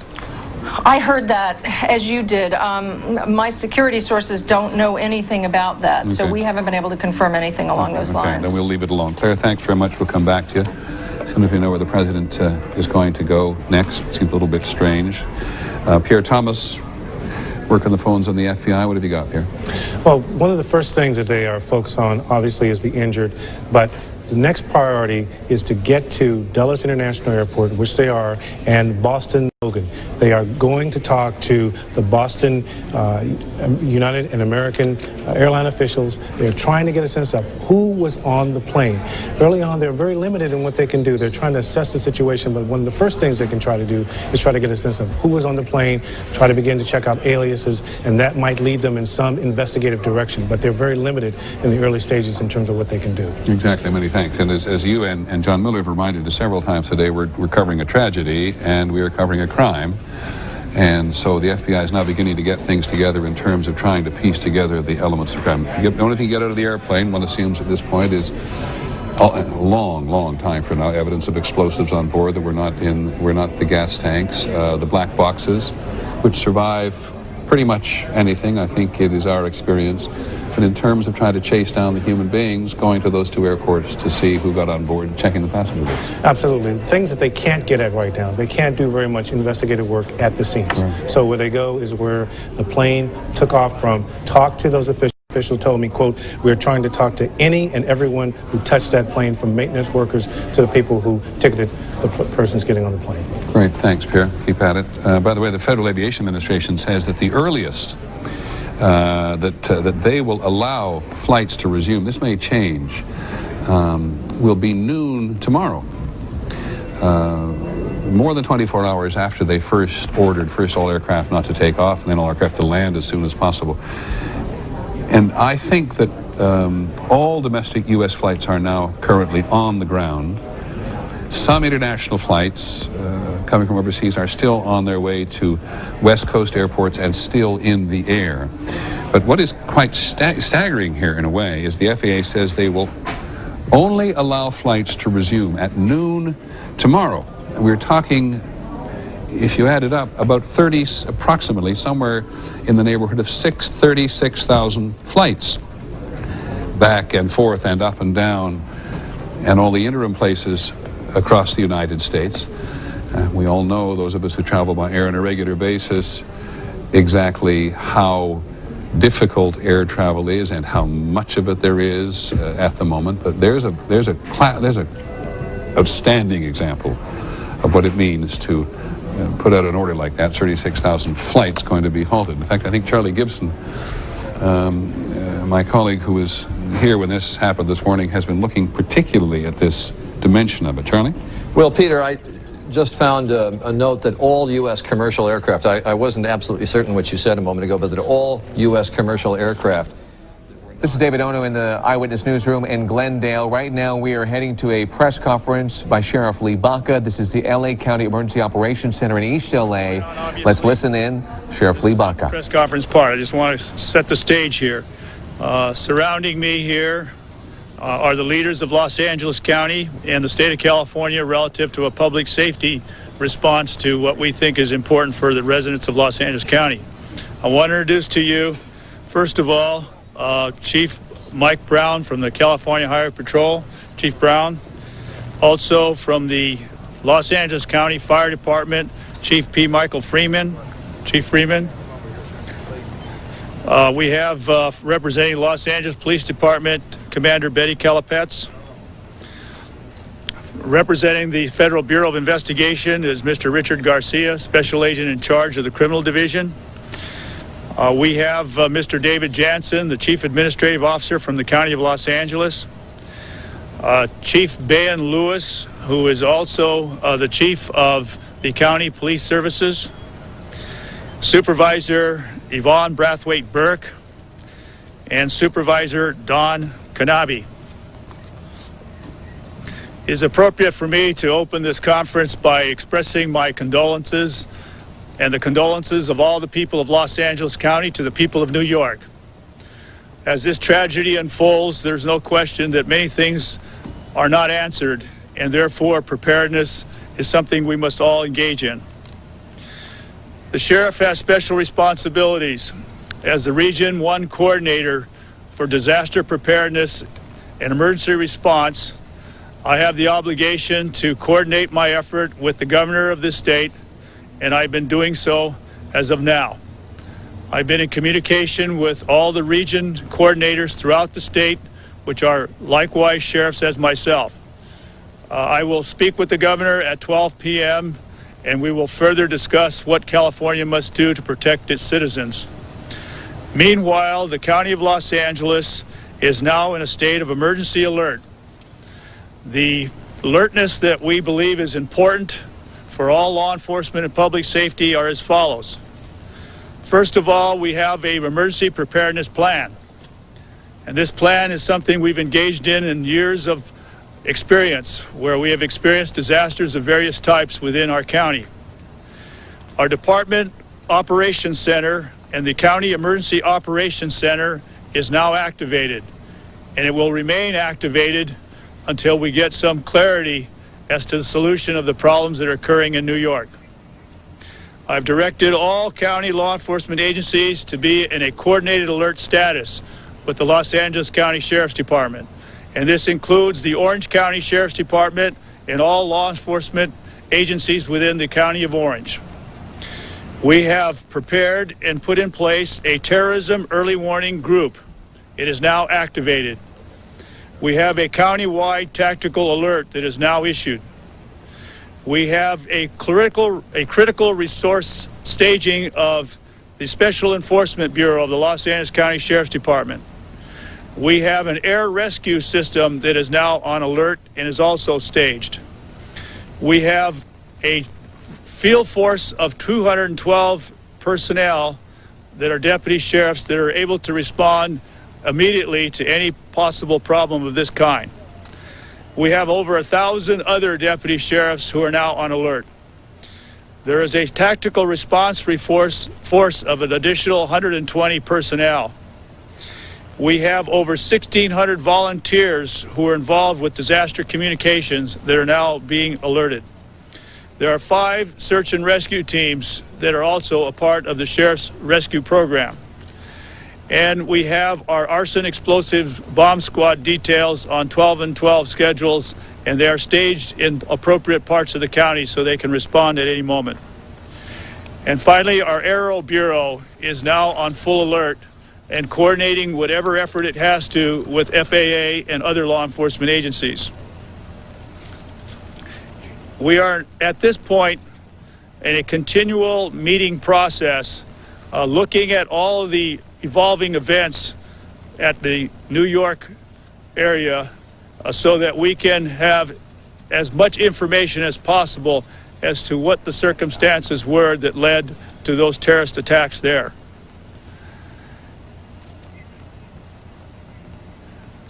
At this point, I will ask Chief Mike Brown of the California Highway Patrol to give a few comments as to what the state's effort is in this regard. Thank you, Sheriff. Good morning, ladies and gentlemen. Since early this morning, the Highway Patrol has been on tactical alert, as have the other agencies in Los Angeles County. We have brought in additional officers to assist us with some transportation-related issues we anticipated. In fact, those have occurred, largely with some of the evacuations that have occurred in certain parts of Los Angeles County with public buildings. We do ask that the public try to refrain from unnecessary travel, at least for the short term, until we can get past this and find out more information. And we are also working with our local counterparts and the federal authorities in sharing our assets and information, as well as making certain that we can have a coordinated effort from the state and local level here in Los Angeles County, working through the sheriff here, so that we can respond to the public's concerns. Again, we're working very closely, operating our emergency operations plans, and we have been operational since early this morning after the event transpired in New York City. Thank you. I would like to now introduce Chief P. Michael Freeman of the County Fire Department. Thank you very much. Good morning. First of all, on behalf of all the men and women in the fire service here in California, we also extend our condolences to all the victims of this apparent reported act of terrorism. Immediately this morning, upon being informed of what had occurred, we did take care of our local needs and increased our on-duty staffing. We have made special arrangements to be sure that we are fully prepared and staffed to deal with any eventuality here, whether it be fire-related or whether it be related to any sort of medical emergency. We also immediately performed our role as the Regional Mutual Aid Coordinator for Fire Services, and we have assessed the readiness for this entire 5-county area for which we are responsible. We have also been in contact with the state of California, the Governor's Office of Emergency Services, to be sure that the statewide mutual aid resources are in line for fire response if needed. Consistent with this level of alert here within Los Angeles County, we have established personal liaison with the various law enforcement agencies and fire agencies that are involved in this local alert to be sure that we are ready to respond in the event that's necessary. Again, our concern is that we have a level of readiness, but also a state of calm as we, in condolence with the entire country, work through these very difficult times. Thank you. And now I'd like to introduce to you Mr. Richard Garcia, the Special Agent in charge of the Criminal Division of the FBI. Thank you, Sheriff Baca. Today, brave men and women, citizens of this country, as well as others, victims, died in what appears to be a cowardly act of terrorism. Investigations by the FBI has been set at a heightened alert, not only here in Los Angeles, but also throughout the world. The FBI has been coordinating with not only our office in Washington, D.C., but has presence with the FAA, the military, and other state and local offices. We are collecting all the information we can possible regarding this investigation in a global sense.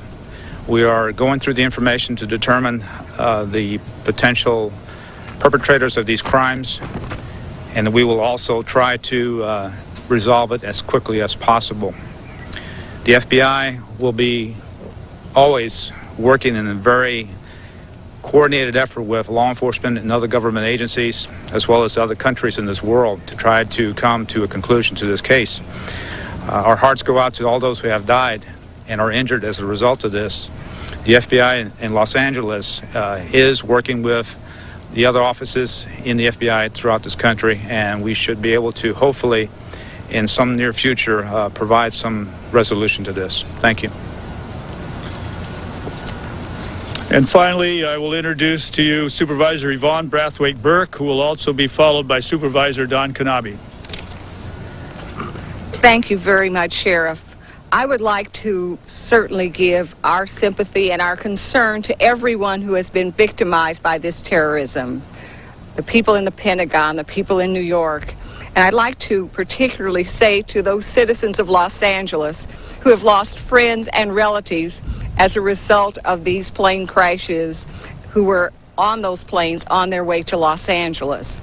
We want to say to them that you have our heartfelt sympathy and our prayers.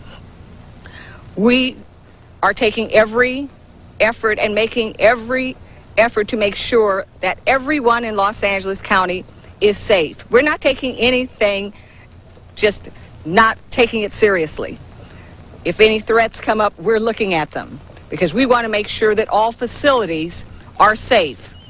I also want to say to the citizens of Los Angeles, let's not take retribution against other innocent citizens within our communities because of their ethnicity or because we feel as though they look differently than from us. I would say to them, we want to look at this as an issue that is of worldwide significance, but we do not want to try to take it out on any of the people of our community.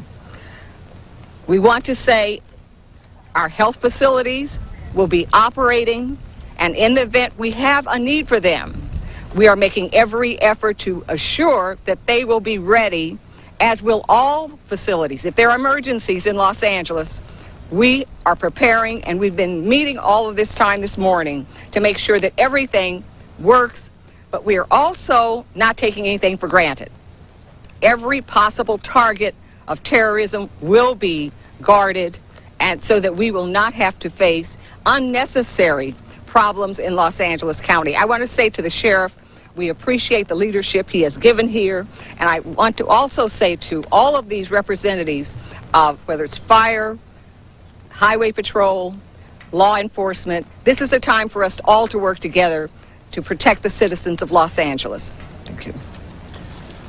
Thank you, Yvonne. I think the thing that we want to communicate to all the citizens of Los Angeles County is that we're up and operating. We have a very distinct advantage that those innocent victims today in New York and Washington did not have, and that's a stage of preparedness. And with the coordinated effort of the Sheriff's Department and all the other law enforcement and public safety agencies here in the county, we are in stage 1 alert and ready and able. And I think that that's the big issue. Vital county services are up and operating, and I think we want to communicate that in a message that Yvonne mentioned as well, and that's the fact that, you know, there's been a lot of accusations early on who may have been responsible, who may not. The one thing that we won't want to do is to become terrorists ourselves and to create innocent American victims just like they did on us today. And so I know Yvonne and I are both glad to be here. We were supposed to have been in an airplane to Washington, D.C. at 8:30 this morning, so we didn't quite make that airplane, but fortunately. And so to everyone, particularly to the victims and their families in New York and Washington, our heartfelt thanks, and to all our public safety personnel, keep up the good work. As a point of information, Supervisor Antonovich and Supervisor Yaroslavsky are in Washington now. And prior to this tragedy occurring, myself and our 2 board members who are present were on their way to Washington to discuss vital matters relative to the county's fiscal problems and things that go on within our normal course of government. When you examine this type of incident, there's no question that our nation is in mourning at this time. But those of us who are in law enforcement, those of us who are part of the defense mechanisms of our country, are in constant communication with one another. And the important message is this, that we are a united group of people and that we will ferret out whatever facts and evidence are necessary to get to the bottom of this tragedy. I have relationships and communication links with all of the law enforcement executives in our country, particularly in the major counties and the major cities, and we are in a constant networking of expressing information that is important to one another so that we can do a better job together. Our nation will pull together in this circumstance of tragedy. It always has, it always will. And the important thing now is to focus our attention on New York and focus our attention on possible targets such as Los Angeles. That we have done. We're now open for questions. Can you have a statement for the Spanish-speaking media, please? We will have a Spanish-speaking person talk to the media in a more extensive fashion. We would have to repeat this entire process at this time. Right now, I want to focus on answering any questions relative to what has been said at this point. Sheriff, you or the FBI Representative Richard Garcia, do any of you have any preliminary explanations as to why planes going to Los Angeles? You've been listening to Sheriff Lee Baca. He was live there with a press conference along with Chief Mike Brown with the CHP, Chief Michael Freeman with the LA County Fire Department, Richard Garcia, Special Agent with the FBI, Superintendent Yvonne Brathwaite-Burke, and Don Canabi as well.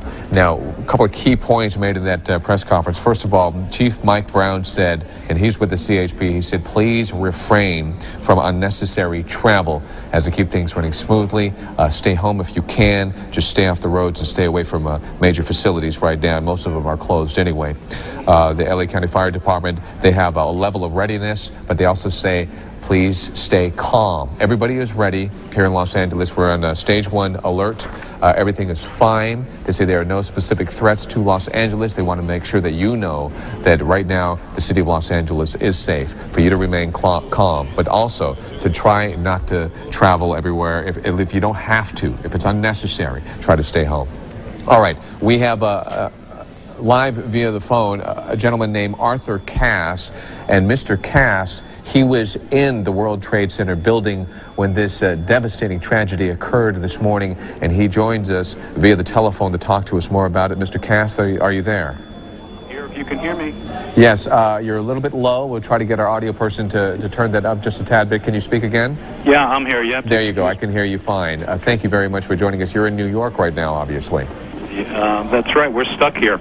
You're stuck there. You were in the World Trade Center this morning. Do you work there? No, I don't. I was there for a meeting with a client. I was there on the 39th floor of One World Trade, and I don't know whatever time that first plane hit, we felt it. Can you just describe what happened from that point on? Well, I guess it would be comparable to what you guys would call an earthquake. Right. The building shook, and there was just looking at. We were in an interior conference room, and looking outside the window, we just saw debris pouring down. And at that point, everybody just said, everybody in unison just said, head for the stairs. And that's what we did. And, you know, fortunately, we were at a floor that wasn't affected at the point. And I will say this, people were fabulous. They were fantastic. They were supportive. They were calm. They were civilized. You know, they knew something major had happened, but they also knew to keep their heads straight. Now, I also understand that some of the people that you were with and around, they were around when the World Trade Center was bombed back in '93, and I imagine that was a wealth of experience and information when it comes to this emergency procedure kicking into place. Well, all I was hearing from, you know, total strangers next to me saying, this is the last time I'm ever walking in this building again. I've had it. Yeah. I mean, that was a common theme from a handful of people that were in that stairwell with me. Did it ever become clear to you what was going on, that a plane had crashed into your building and in fact this was a terrorist? So it would take a minimum of experience, but some familiarity with the cockpit of a 757 or a 67 to do what was done today. I believe so, Peter, because saying, again, you know, that is what I'm saying. I'm saying that any pilot could get into those cockpits with an airplane in flight and physically pull and push and turn and manipulate that airplane. But if you're planning this and you want to make sure that they do it right and they don't mess it up somehow, you're going to want people that have had exposure to that class of airplane. And that's where I think we may end up seeing this investigation go.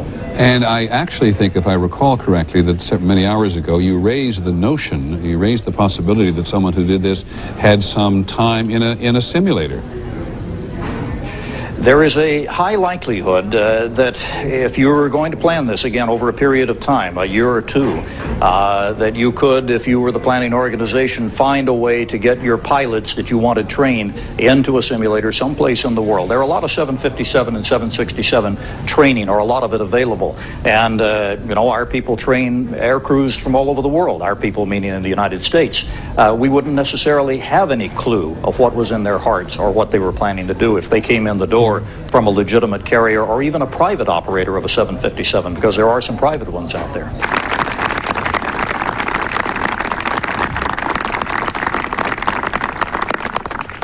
We know as a nation, as we said, our thoughts and prayers are with those families and those injured and those who are the casualties of today's attack. God bless America, my home, sweet home.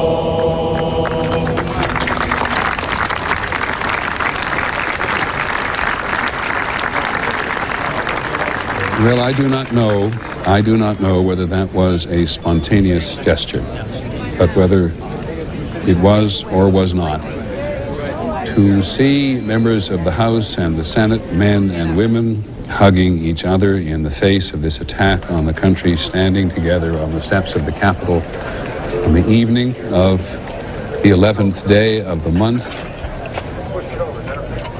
9th month of the year, singing God Bless America, surely reflects some heartfelt attempt by the members of the Congress to say to the world that this is a unified nation in the face of tragedy, as it has, for the most part, always been thus. Read all about it. There is, rippling across this country, Suicide bombers, suicide bombers. great fear tonight. This attack was on every American. I can't believe it. And it's so sad that it's come to this. The first thing I thought of this morning when I saw that was Hiroshima, Pearl Harbor, all over again.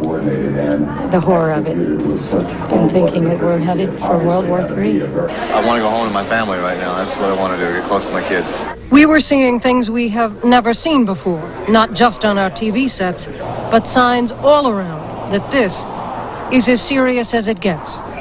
At the airports is where it was most obvious, the national confusion. I'm really scared. I feel helpless. Paralysis. All the lines on the cell phones are all busy. Planes making their way to the first airport in sight. Unloaded passengers stunned to find themselves in places they had no plans to be, unsure what to do. I'm just totally shook up right now because we were in the air when it happened. We're not told anything about it. They said good luck, sleep in the airport. And in city after city, anxious officials evacuated one building after another. Our boss just finally came and told us, just go ahead and leave. Not because of actual threats, but because no one knew what might be next. There is a war here now. We are a nation now on high alert, not just militarily, but psychologically, shaken on every level. Just waiting. For what? To see if anything else is going to happen. To see if we're going to be attacked here in Atlanta. It's a very strange feeling to be so threatened. The uncertainty set in motion a wave of shutting down across the nation. Not just the obvious government buildings, but malls in Georgia and theme parks in Florida. Due to unforeseen circumstances, the Magic Kingdom is now closing. And schools everywhere.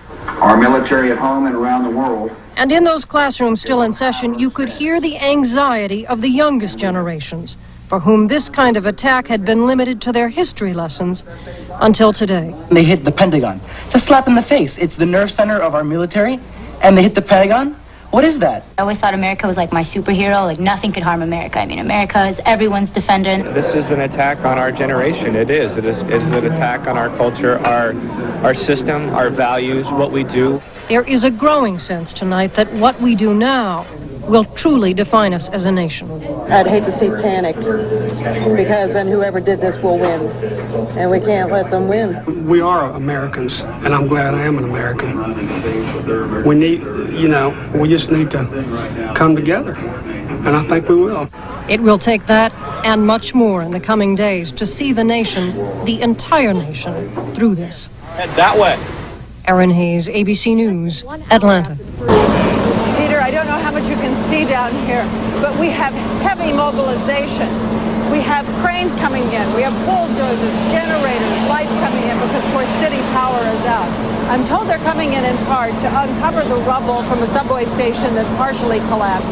Also, they're going to take a look at the rubble closer up. If you can move the camera in, you can see the gray haze, which is the smoke from what is still burning. Not only the rubble of the two tall towers this morning that were blasted, but also that third building, the 47-story Tishman building, which had been evacuated. And then we're told that the Marriott Hotel is still on fire, but firefighters have given up on that right now. So right now, building's still on fire, everybody evacuated down there. I'm going to bring in Don Daler once more for a couple of footnotes to this scene, Peter, because he's been walking the streets all day. Don, you saw a jet engine. You saw a turbine engine. Yeah, it was obviously an engine from a large jet that is over on the left-hand side about 2 blocks down this way. It landed on what I think was a phone booth, but it was charred. Obviously, the insides, it did not have the outer shell anymore, but it looked like the inner workings of a jet engine. And again, we're talking blocks and blocks away, Peter, so imagine the trajectory of that engine's flight.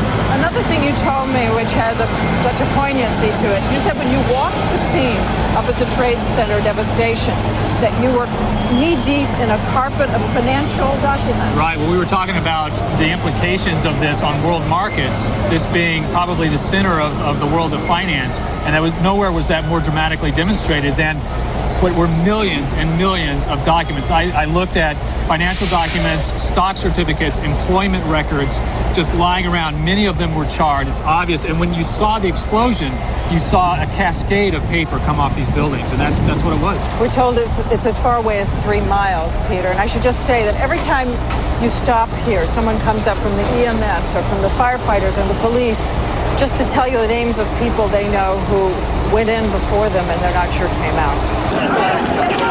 Already, we have these images that no one can ever forget. A tough guy mayor pained by what he saw. Right now? The situation is that 2 airplanes have attacked apparently. Can't go to City Hall. Why? We should not go to City Hall. All right, well then let's go north then. The dust, everywhere the dust.